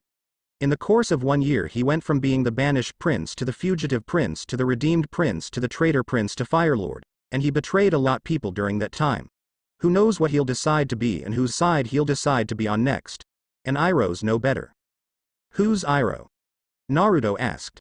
Zuko's uncle and the former crown prince, Azulan's first son. The lady answered. He's the first son. How the hell did Ozai get the crown? It was weird. Unlike Zuko, Iroh was the pride of the Fire Nation, the famous dragon of the West, but out of nowhere, at Azulon's funeral, Azulon had named Ozai as his successor. Lim took a swig of his drink. Many people were expecting a huge battle over the crown, but Iroh never challenged Ozai. Naruto thought he had the rest figured out. So he was scared, and now that Ozai's powerless, he's making a play for the throne. The lady rolled her eyes. Are you kidding? He's refusing the crown and is running a tea shop in Ba Sing Se. Naruto fell out of his chair. And it's a well-known fact Iroh cares deeply for Zuko. Lim added. I heard that Iroh encouraged Zuko to take the throne. The lady scoffed. Neither one of them deserves the crown. No one in that family does. She started listing off on her hand. Ozai's a megalomaniac calling himself the Phoenix King. Azula's an insane sociopath. Iroh's a lazy fool who'd rather serve tea in the Earth Kingdom than rule the Fire Nation, and I already told you what I think about Zuko. Lim looked at her. So you're one of those who hate the whole Sozin line? She slammed her fist on the table. That's right. Sozin started this war that took the lives of my father, brothers, and sister. Ozai and Azula were going to further turn this war into mindless destruction, caring nothing about anything but furthering themselves. And Zuko and Iroh are being called heroes and being treated as if they've done nothing wrong when they are probably the only people who have fought against every nation. Xiao Zhu stood up. Well, if you'll excuse, gentlemen, a mayor's duty is never done. He stepped out the tent, his attention immediately drawn to the opening iron doors. He frowned as he watched a small cloaked person walk out the doors, the guards bowing as they passed. He took several steps when the place was rocked by explosions. Alarmed, Xiao Zhu spun backwards looking at their weapons stock, which was now mostly in flame. The other high-ranked officers ran out of the tent, frantically looking around. What happened? Are we under attack? One of the colonels shouted. A soldier turned to him. No, sir. Seems one of the barrels of blasting jelly caught fire and exploded, igniting several other barrels. Xiao Zhu gazed back at the large fire, another explosion adding to the inferno. He felt murderous. That was most of their weapons supply. Who the hell plays with fire anywhere near barrels of blasting jelly? Whoever did this would suffer dearly. General Xiao Zhu, sir. Xiao Zhu turned to his attendant, taking notice of his disheveled look and burnt shoulder. The princess. She heard about the meeting and wanted to attend. Xiao Zhu already didn't like where this was going. I managed to change her mind and lead her to her tent, but when we got inside she attacked me. Xiao Zhu grabbed the man by his collar. Where is she? Ji gone. He choked. Xiao Zhu's eyes widened and snapped his head towards the doors. The person in the cloak. The general let out a primal roar. Azula. Get them before they get you. A preemptive strike, the very principle of firebending. It was an art Azula mastered years ago. Azula burst into the factory and quickly ran up the stairs. The guards stared dumbly after her. Princess Azula. An explosion just outside the door knocked them off their feet. Azula hoped those bombs she threw caused enough of a roof fall to at least buy her time, which she would need plenty of to get through the maze that was the factory. Luckily Azula had been paying close attention to the route they had taken. She ran past a dead end and stopped as she remembered something. Did you notice all of those dead ends we walked by? Azula nodded.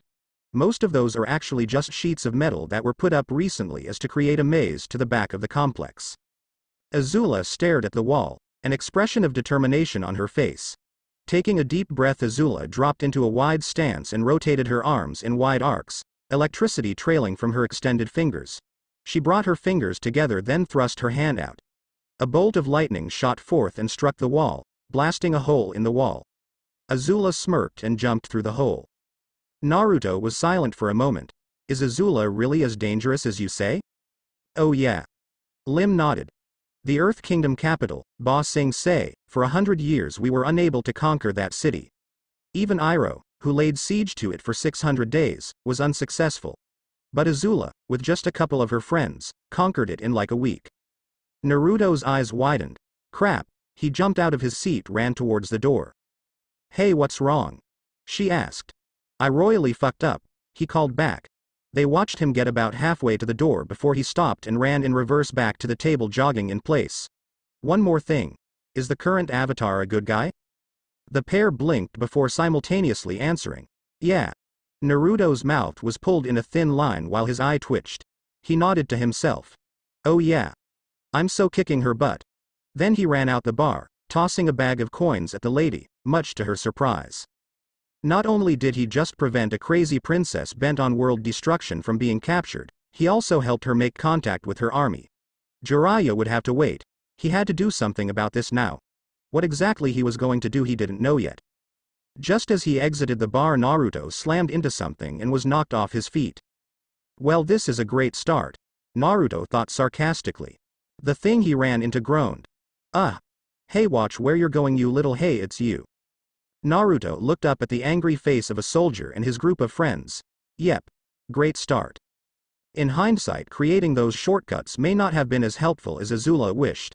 For one, using those shortcuts made her lose track of where she was, and second, she had to blast through 6 more walls, and shooting that much lightning had really drained Azula. She was out of shape and a bit rusty, but then what did she expect after 2 months of being locked in a mental facility in a straitjacket and feet shackled to a bed? Not even 2 blocks away from the factory, Azula had to stop to catch her breath. Turning down an alley, Azula leaned against a wall and began to go over the situation. She had to get out of town as soon as possible lest she be trapped. Xiao Zhu was probably already ordering a perimeter to be set up. There was the harbor at the northeast part of town, but the general was likely to shut it down, so getting out through there wasn't an option. Her best chance of escaping would be to go into the wilderness again. Azula grimaced. That was something she really didn't want to do. She was a princess raised in a palace with servants to tend to her every whim. Living in the wild was not only humiliating and irritating, it was also something she never bothered to learn how to do. She only survived by stealing from towns, and she was sure that was how Colonel Wong had been able to track her. Before she could contemplate the matter further, a pair of soldiers walked by and spotted her. There she is. Azula cursed and dashed deeper into the town. Naruto ducked under a fireball, watching it sail into a fruit stand. Hey, watch it, he called back.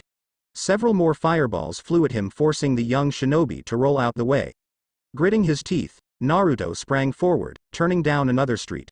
He immediately turned and ran in the opposite direction as another group of soldiers chased after him. Turning down several more streets, Naruto finally ran into a crowded street. Smirking, Naruto jumped over the crowds, ran on the rooftops. You know what the best thing is about roof hopping? No crowds up here to slow you down. The teen taunted. His laughter was cut short when he felt his head throb and he instantly jumped to the other side of the street, a fireball crashing into where he previously was. Thank you, early danger detection. Gazing at the spreading fire, Naruto frowned. Though he was expecting property damage, Naruto wasn't expecting the soldiers to be the ones causing it. Still gazing at the fire, Naruto wondered how they managed to fire in such a crowded area. Looking back, the blonde got his answer. The crowd had parted for the new additions to the pursuing soldiers, more soldiers riding on those weird-looking rhinos. The big scarred man riding at the head was giving him a particularly intense glare. Are you kidding me? That's so not fair, Naruto complained. Wong glared at fleeing boy.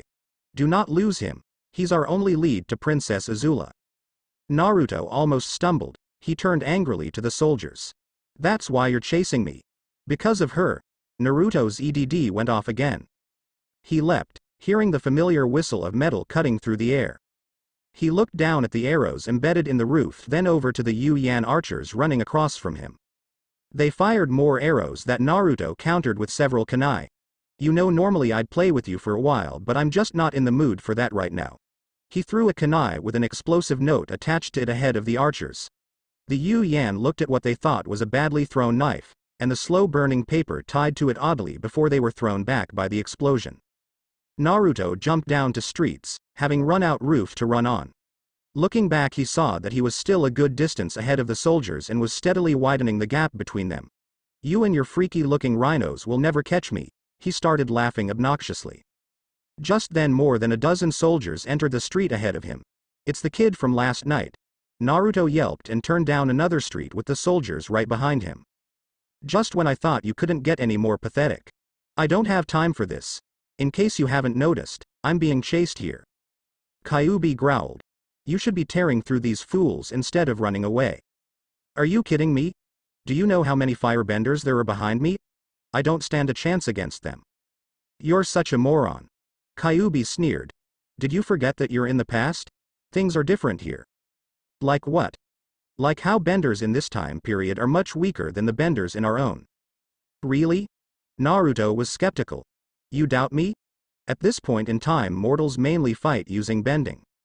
And they bend without any jutsu. There are very few in the world right now who knows how to use chakra. They still have bending. Yes, and you saw firsthand how pathetic it was when you defeated those firebenders the other night. Naruto thought back on it. He had been so angry before the fight and high on adrenaline afterwards that he didn't really think about it, but now that he realized they were surprisingly easy to defeat.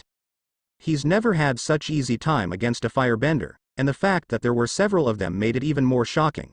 He would normally have to go all out against that many firebenders.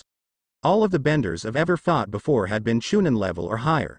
But those guys, it was like fighting bandits who knew how to throw fire. One of the soldiers spoke up. Listen, the princess changed her mind. She would prefer that you'd be brought back alive, but she would also understand if alive wasn't possible, so surrender quietly and you'll get to live longer. My mind is telling me don't, but my instincts are saying to go for it, and I've been taught to always follow my instincts. Naruto stopped running and faced off with the soldiers. Is that right? Well, I've got news for you, pal. Naruto thrust his fist out. I'm taking you, Haim-chan, and your entire organization down. The soldier shook his head disappointedly. Don't say we didn't give you a chance, kid, he said before motioning for the soldiers to charge. Naruto ignited his fists and took off towards the charging soldiers. The soldiers either punched out fireballs or pointed their spears at him while Naruto responded by rapidly punching his blazing fists at them, his hands seemingly multiplying. Hito. Rensha Shindo, Fire Art. Rapid Fire Impact.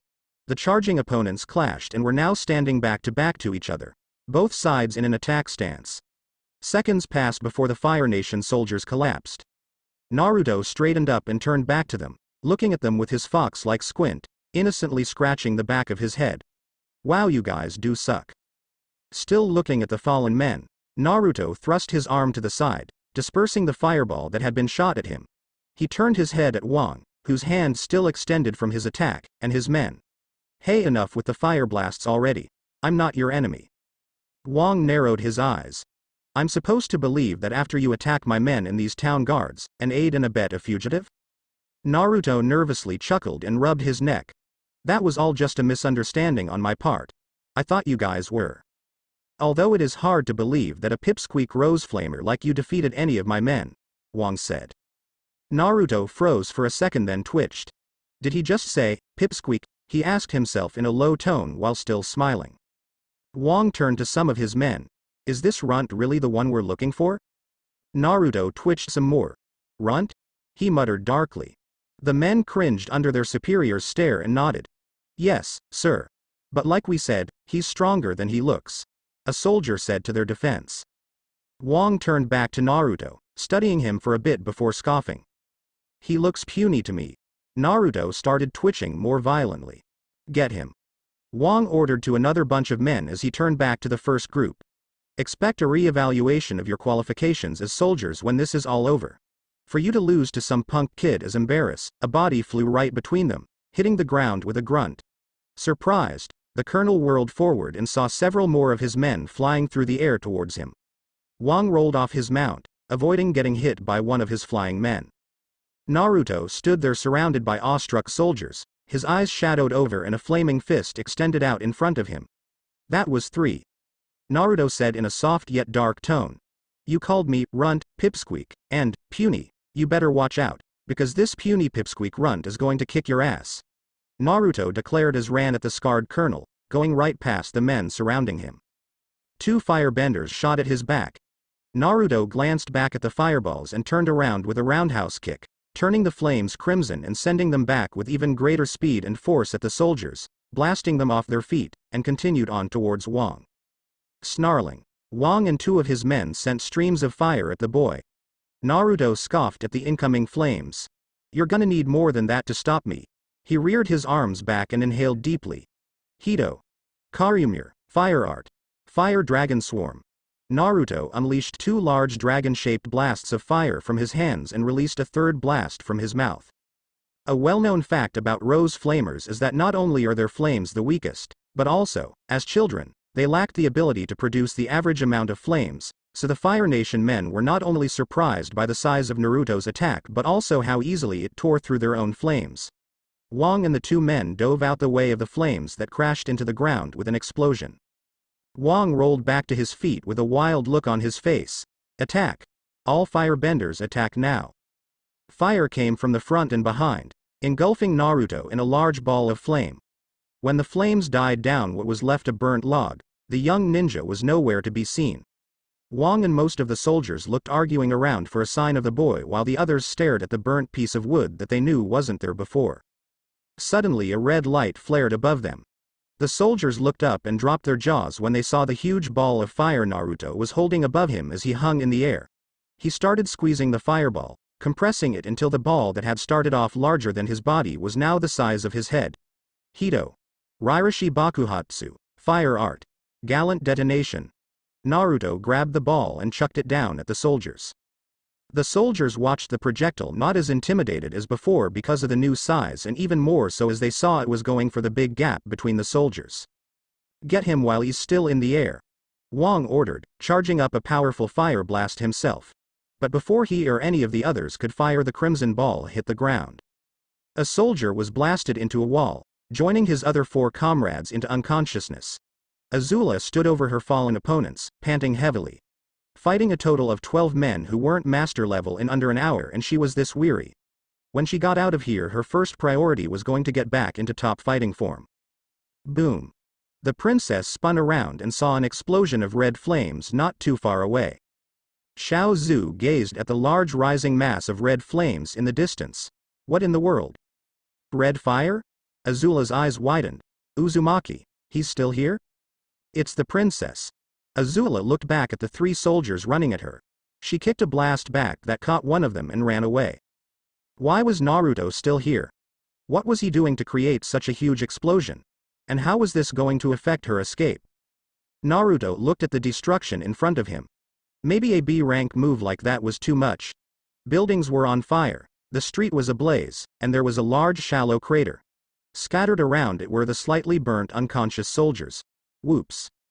He heard Kyuubi let out what almost sounded like a content sigh. Ah, now that's more like it, crushing your enemies with overwhelming force, and using my flames to do it. Oh, shut up. The only reason I did that was because those jerks called me Pipsqueak. I'm not short. Yeah, it's just that everyone else is really tall. Kyuubi sarcastically replied. Yeah, that's screw you, you damn furball. Naruto cut the connection. He still had to find and stop Azula somehow. What do you think happened? He heard a voice ask. Naruto disappeared from sight just as a squad of soldiers turned the corner. They went around and started snuffing out the fires with their bending. Man, what a mess. One soldier noticed the men lying on the ground. Hey look. He checked them for pulses. They're alive. The others came over. It's Colonel Wong and his squad. Is this the princess's doing? I don't know. That explosion wasn't blue. Yeah, and I heard Wong was chasing some boy. Boy? You mean the one from last night? He's still in town? One guy groaned. Great. That means we're going to have to kill him too alongside the princess. Man, what a pain. The others grumbled in agreement. What do you mean kill alongside the princess? The soldiers spun around, seeing Naruto standing there with a cold look on his face. Azula hopped over a fence that was seconds later destroyed as soldiers rushed through the wreckage. She used everything she could to slow them down. Fire, barrels, crates, people, falling rubble from walls and buildings she had blasted. 2 firebenders stepped out in front of her and unleashed streams of fire. She slid under the flames, popped up in between the 2, stabbing 2 daggers of fire into their sides, and continued running. More fire was hurled at her, scaring civilians away. Azula ran with them, getting deeper into the crowd before ducking out and entering a building. It was a clothing shop with 2 other people inside. One of them, a portly woman, hurried over to her with a big smile. Welcome. How may I help you? Move it.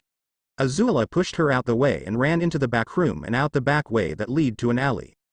After running down the long winding alleyway, she emerged, surprisingly, at the warehouse district.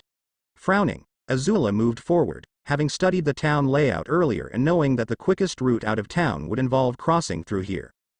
She hadn't even taken 3 steps before a blast of fire blocked her path. Azula turned to the source of the fire blast. Xiao Zhu. The teen spat venomously. Xiao Zhu stood with a platoon of soldiers behind him, grinning cockily. It's ironic. The place where we started our partnership is where it's going to end.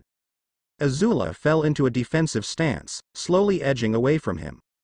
Xiao Zhu waved a finger disapprovingly. He whistled and soldiers came out from behind the buildings and the stacks of crates. Azula glanced around. The only spot where there weren't any soldiers was the wall of the warehouse to her left, which she quickly turned her back to. It's doubtful that you plan on just capturing me now that I've discovered your true intentions. Xiao Zhu's grin widened. It seems insanity hasn't dulled that sharp mind of yours. Azula snarled at that, causing the general to laugh. She launched twin shots of orange fire at the man that he swatted to the ground. But it has apparently dulled your firebending, he said with a chuckle. Azula stared at her hands as if she was betrayed. Why was everything getting taken away from her? Her throne, her country, her friends, her mother, now her flames, and soon her life. Azula, with angry tears running down her face, slumped to the ground, going down on all fours, defeated. Giving up. That's good, you recognize you have no chance. When I tell your brother the story of how we were unable to capture you alive, well, I doubt he'll be too disappointed. Though the boss isn't going to be too happy that Plan A didn't work out, but I'm sure he'll understand, given the circumstances. He and many others dropped into firebending stances. Goodbye, princess. Azula looked up. She was defeated, but she still had honor. She wasn't going to turn away. She was going to face her demise with her head held up. They unleashed streams of fire that combined into one large wave of fire. Suddenly a bolt of red fire crashed down from the sky, exploding into a large wall of fire that blocked the wave. The clash of flames forced the soldiers back as everyone stared at the spectacle in shock. The flames died down enough for people to identify the interloper. You! Xiao Zhu exclaimed. Azula was even more shocked about the person standing before her. Uzumaki. He stood with his back to her, not saying a word. Xiao Zhu grinned. Well, I must thank you for coming here yourself and saving us the trouble of finding you. Naruto said nothing. Azula stood up. Why are you still here? Naruto turned his head slightly without looking at her. I tried to have you killed. You should be long gone. Naruto was unresponsive for a moment before he jumped backwards and floored her with an elbow to the top of her head, much to everyone's disbelief.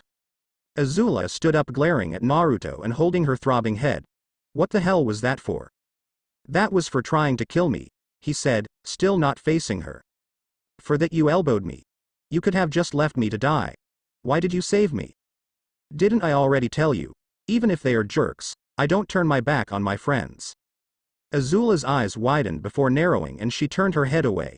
You're a fool. Yes, I must agree with the young lady on that. Xiao Zhu spoke.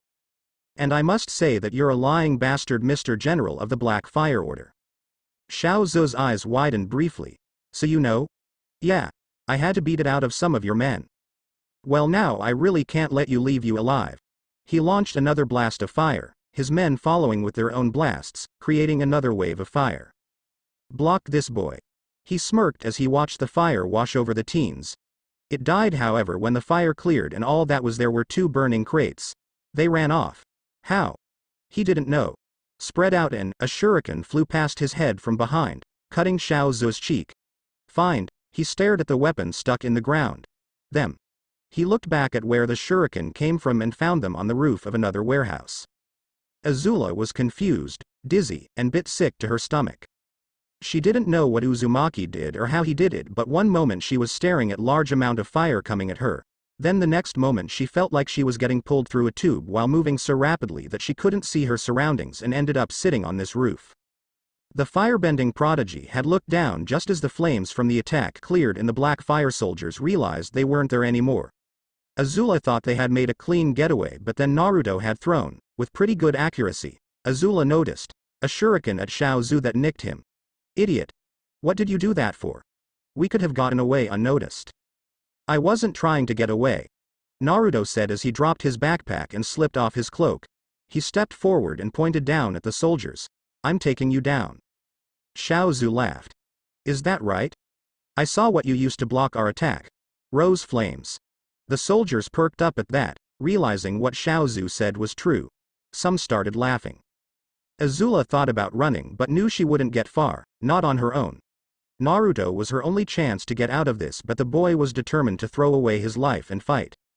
Naruto groaned. Stop calling them that. First of all, it's a stupid name. It sounds like a title you got stuck with because no one could come up with something that sounded better. And second, they're not even rose flames. Rose flames are red and orange. My flames have no orange in them. So they're pure red. No, they're red and black. Xiao Zu's grin dropped. Azula snapped her head towards Naruto. The soldiers stopped laughing. There was a pause before the soldiers erupted in laughter while Azula continued to stare at Naruto, whose face was unreadable. He said black fire. Naruto slid into a horse stance. Did he really just say that? He crossed his arms in front of him. What a joke. He inhaled deeply. Black fire. Huh. Shut the hell up. Naruto uncrossed his arms and fire poured from his body, spiraling into the sky as a massive pillar of flame that was undoubtedly red and black. The soldiers stopped laughing, and it was doubtful that they were going to start up again. Xiao Zhu gaped at the tower of fire. Impossible. Black fire is a myth. That's why we call ourselves the Black Fire Order, because to the people we're just a myth. Azula, being so close, had to take a few steps back. No way. What's with this crazy amount of fire? I haven't seen anything like this since the day of Comet. Leaning against a wall at the edge of the grounds was the injured Colonel Wong, staring at the flames in awe. Black-tinged red fire. Black is the fire that's supposed to be even hotter than white fire, the flames of hell. The flames shrunk until only Naruto's hand was ignited. You see, I don't have rose flame. I have hellfire. He smirked darkly. The soldiers stared at him frightfully, some even taking steps back. He. The men turned to their general, who was laughing and clapping. What a marvelous demonstration. Color me impressed. You sure don't sound it. Naruto noted. Oh, but I am. I'm just not worried. You see, your hellfire, while impressive, doesn't change the fact that you're just one boy and we're an entire company of men. The men realized he had a point and calmed down. Or do you really think your hellfire is enough, all of us? Naruto looked at all the gathered soldiers and slowly extinguished his flame. Yeah, I don't think I can take you all with just my firebending. Xiao Zhu smirked. I guess I'll use windbending. It is my best element. Azula blinked. What? Kaido. Daitapa, wind art. Great breakthrough. Naruto thrust his palms forward and unleashed a powerful blast of red wind that tore through the grounds and sent a fourth of the soldiers flying. Xiao Zhu stood there, just feet away from where the blast was sweeping by, paralyzed in shock, with his jaw dropped and his smirk guaranteed to never return. Huh. Azula's eyes bugged out of her head as she witnessed the scene. That was airbending. The question of why it was red was stuck in the back of her mind as she was still trying to process that the boy next to her just airbended. Naruto looked at her strangely. Airbending? No, that was windbending. He created a clone. Stay with Haim-chan. I'm about to go wild, so keep her safe and keep her here. He said the last part more sternly. The clone flashed him a thumbs up. Gotcha, boss. Show them the power of the Konoha no Shinku avatar. Everyone's eyes widened even further. While they didn't understand most of that title, they understood that last part. Avatar? Miniature red tornadoes formed around Naruto's hands and he flew down towards the soldiers. Fireball after fireball was shot at him, but he was able to weave his way through the barrage and past a line of soldiers to get right in Xiao Zu's face, in which he slammed his fist into and sent the general sailing through the air. General. One of the soldiers cried as they watched him crash through the roof of a warehouse. Soldiers including the higher-ranked officers surrounded him. You'll pay for that, boy.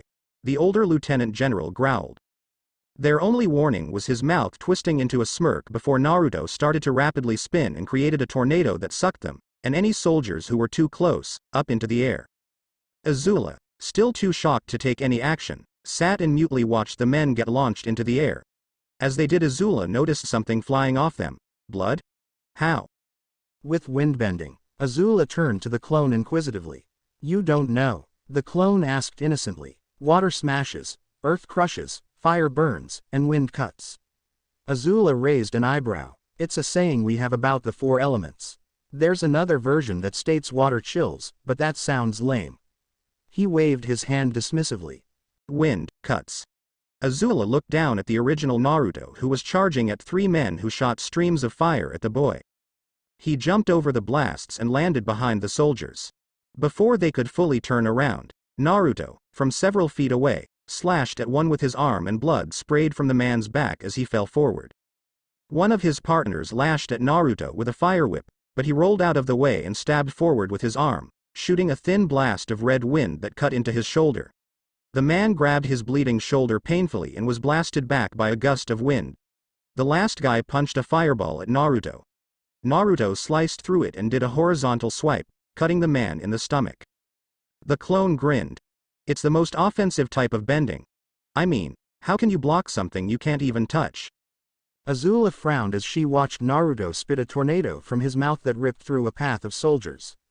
I see. She didn't really. She's fought against an airbender before, the freakin' Avatar for Agni's sake, and has blocked his airbending several times, with her bare hands even. An airbending is an entirely defensive bending style, so what was he talking about offensive type? And also, how is it that you can bend both fire and air? Only the Avatar can bend more than one element. She looked at the clone suspiciously. He blinked back at her blankly. Well, you kind of just answered your own question. Azula grabbed him by shirt and pulled him close. Don't play with me. I've battled the Avatar several times so I know you're not him. Duh. Remember? I'm from the future. The guy you fought would be one of my past lives. The princess looked at him with a deadpan expression. Seriously? He glared at her. How else do you explain 2 avatars? There was no way to explain 2 avatars. But there was no other way to explain how he could bend 2 elements either. She turned back to the original Naruto who was tearing through the soldiers. Is he actually laughing? He was having the time of his life beating on these soldiers, completely different from the hesitant, pacifist Avatar that fled more often than he fought. Naruto slammed 2 men's heads together, then jumped over them and kicked a shot of air that hit a man in the face. A spin kick sent a wave of wind that knocked back a group of soldiers. This is great. I haven't kicked so much ass at once since that bandit camp last year. Naruto laughed. When he jumped over a shot of fire, several firebenders saw this as their chance and fired at him. But to their surprise, Naruto kicked the air and backflipped even higher, avoiding the shots, and skid to a stop in midair, crouched as if he was standing on solid ground. He can fly. Naruto took a look at the remaining men. There are still like 30 of them. Kaido. Pareto Bufu, Wind Art, Pellet Storm. He spat out a flurry of small wind bullets that rained down on the soldiers. He swooped over them and surveyed the damage. There were about 10 still standing, including a roughed-up Xiaozu, who had a bloody nose and a swollen face. Naruto floated in front of Azula and his clone. He glared down at the soldiers and cracked his knuckles. There's a clinic on the other side of town. When you land there and they ask what happened to you, tell them you pissed off the Crimson Avatar. The soldiers gulped. Naruto's eyes and tattoos glowed, a black spiral visible in each of his eyes. A strong red wind began to pick up around him. Kaido. Tatsu Shippuha, Wind Art, Dragon Hurricane Blast. He thrust both of his arms forward, sending forth all of that wind into a powerful torrent that took the shape of a dragon at the soldiers. They screamed at the sight of the wind dragon and tried to run away but were swept up, getting cut up and sent flying out of sight. Naruto landed in front of Azula and his clone, a huge grin on his face and his hands hooked behind his head. Did you see that? I just spanked an entire army of firebenders. They couldn't even touch me. The clone jumped up with an equally large grin on his face. That's right, we're awesome. Hell yeah. They high-fived each other and started laughing. Azula slowly stood up and stared at the 2 laughing lookalikes, deciding right there that today was officially the weirdest day of her life. In the future, however, when looking back on this day, Azula would claim it was pretty funny. The 2 continued to laugh before the clone suddenly stopped, a horrified look coming to his face. What's wrong? Naruto asked. The clone pointed behind Naruto. Naruto turned around and that same horrified expression came to his face. Azula gazed at what they were looking at and her eyes widened a little. That last attack had done more than just send those soldiers flying. It had also carved a path of destruction into the city. Buildings were torn apart, walls were now rubble, and fires had somehow been started. The surrounding area had also been completely wrecked from all of his previous attacks. Wow. When you go wild all over the place, Azula commented. Naruto groaned. Not again. This happens every time I go into the Avatar state in a populated area. Well, why don't you stop using it in populated areas if this happens every time? Both Naruto and the clone looked at Azula like she just said something brilliant. You couldn't come to that conclusion on your own, she angrily yelled at them. She rubbed her temple. Oh Agni, I'm getting a migraine, you're actually giving me a migraine. Naruto turned to his Bunshin. You think they'll let us get away with this when we tell them we stopped a rebel group? A warehouse suddenly collapsed to the side, hitting another warehouse and causing it to fall and hit another one, and that hit another one, and it hit another one, and that pattern continued until it reached the end row. No, I don't think so. I'm going to go now. Bye. He disappeared in a puff of smoke. Let's get out of here. Naruto ran over, grabbed his things, scooped Azula up bridal style, much to her surprise and displeasure, and flew off. Sometime later, several miles away, on a hill north of Wangjinhuo, Naruto sat on a boulder, staring off into the distance. Behind him, Azula sat propped up against a tree, staring intensely at the young Avatar. They had been sitting in silence for several minutes now. Finally, it was Azula who broke the silence. So you're really from the future, an Avatar from the future? Yep. And you're a evil princess from a family of evil warlords who have been terrorizing the world for 100 years. She glared at him. We're not evil. The Fire Nation is the greatest nation in the world, and it's only right that our empire is spread across the world. Naruto looked over at her incredulously. Being the greatest doesn't give you the right to conquer the world. Azula feigned shock. The Avatar disapproves of our ideals. What a surprise. R? What R? There's no R, it's just you, Naruto told her. Azula had no retort to that. You're right, there's nobody on my side now. Azula pulled his legs in and rested her head on her knees. Everyone either betrays me or leaves me behind. I have no family, no friends, no allies. Naruto gazed down at Azula. Her eyes, I don't know why I didn't notice them yesterday. They're like how mine used to be. Eyes that know loneliness and hatred, that seek the power to prove your existence. No, there's a bleakness to them that wasn't there yesterday, like how Haku's were before he died. She's given up. So I guess you're going to capture me and turn me into my brother. Naruto blinked, brought out of his musings. What makes you say that? People turning against me seems to be the biggest trend as of late, Azula admitted bitterly. So you're just giving up? Naruto questioned. Azula scoffed and turned away. If my father couldn't beat a fully realized Avatar while he was powered by the comet, what chance do I have against one with my firebending weakened? Naruto shook his head negatively. I'm not a fully realized Avatar. Azula turned to him, not expecting that piece of news. Yeah. The only element I mastered is wind. I've almost mastered fire. I'm decent in energy, just barely know the basics of water, and I don't know earth at all, he told her. Azula could tell he was telling the truth, but still. There are several things wrong with that sentence. First off, you can use hellfire but you're not a master. When I was able to use blue fire, I was immediately made a master. My flames started out as hellfire, so that rule wouldn't apply to me. That's impossible. No one's flames can start out like that. For certain people it's possible. He sat down against a tree opposite of her. Yugi-chan's fire started out as blue-tinted hellfire, and Roshi-sensei has always had his magma flames. Magma flames. What are never mind. Next thing. Your skill set doesn't make any sense. The Avatar is supposed to learn the elements in a specific order. Water, earth, fire, and air. And you're wondering why I haven't followed that order. It's because doing so would have been inconvenient. Naruto hopped off the boulder. You see, in my time not a lot of people know what bending is, and since they don't know what it is, they don't look to see if they can bend. Thus a lot of people go their entire lives not knowing that they are benders. So there aren't a lot, 10,000 maybe, if even that, who both knows how and are able to bend, and few are masters, and fewer of them are willing to teach others. Azula sat there, frozen in shock. That there were only going to be a couple thousand benders in the future was inconceivable to her. In the Fire Nation alone there were more than 1 million benders. Naruto went on, not noticing the frozen look of shock on the fire teen's face. If I found a master who didn't mind teaching me, I stuck with them. That's why I went from wind, to fire, to water, to earth instead of the order I was supposed to go. Wind, water, earth, and fire. You're an air nomad. A what? He frowned in thought before lighting up in realization. Oh. No, I'm from the elemental nations. That's the entire world, idiot. Azula deadpanned. No, that's just a continent, genius. Naruto deadpanned back. Things are different 500 years from now.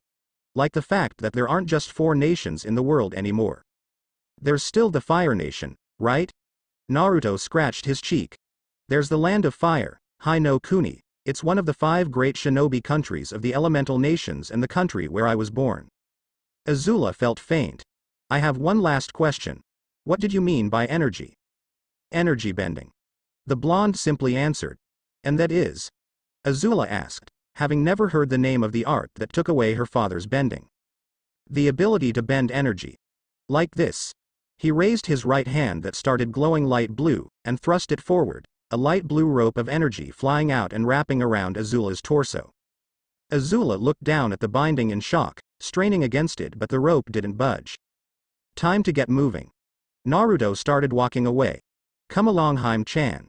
He yanked the other end of rope, which was still connected to his hand, pulling the princess after him. Azula stumbled to her feet and frowned at the boy. So you are turning me in, she said bitterly. Nope. Azula narrowed her eyes at him in suspicion. He turned around and smiled at her. You still have one friend, and he'll always be on your side, Datbeo. That she wasn't expecting. And again, he wasn't lying, but that didn't mean she was going to completely trust him. But still, some hope was starting to return. So you're offering to help me get my crown back? Hell no. Azula face faulted. She jumped up and got in Naruto's face. I thought you were on my side. She screamed. He just looked at her blankly. I am on your side. But friends don't let friends become evil tyrants. Her eye twitched. So you're going to stick with me until you realize that being one is wrong and you don't want to do it anymore. Naruto turned away from the fuming girl, irritating her more and hiding the troubled look on his face. But how am I going to convince her of that? Oni Baba has said I have a gift for changing people's outlook on life, but I never tried to do that, it just sort of happened. Naruto groaned and looked north. We have a lot of ground to cover and not a lot of time to do it. What? Where are going? She asked. I need to meet up with my master. He came here with me, but I guess we got separated when we first arrived. It won't be long before he'll get bored of wherever he's at and start looking for me. But I can't move as fast as I wanted to or draw attention to myself because of you.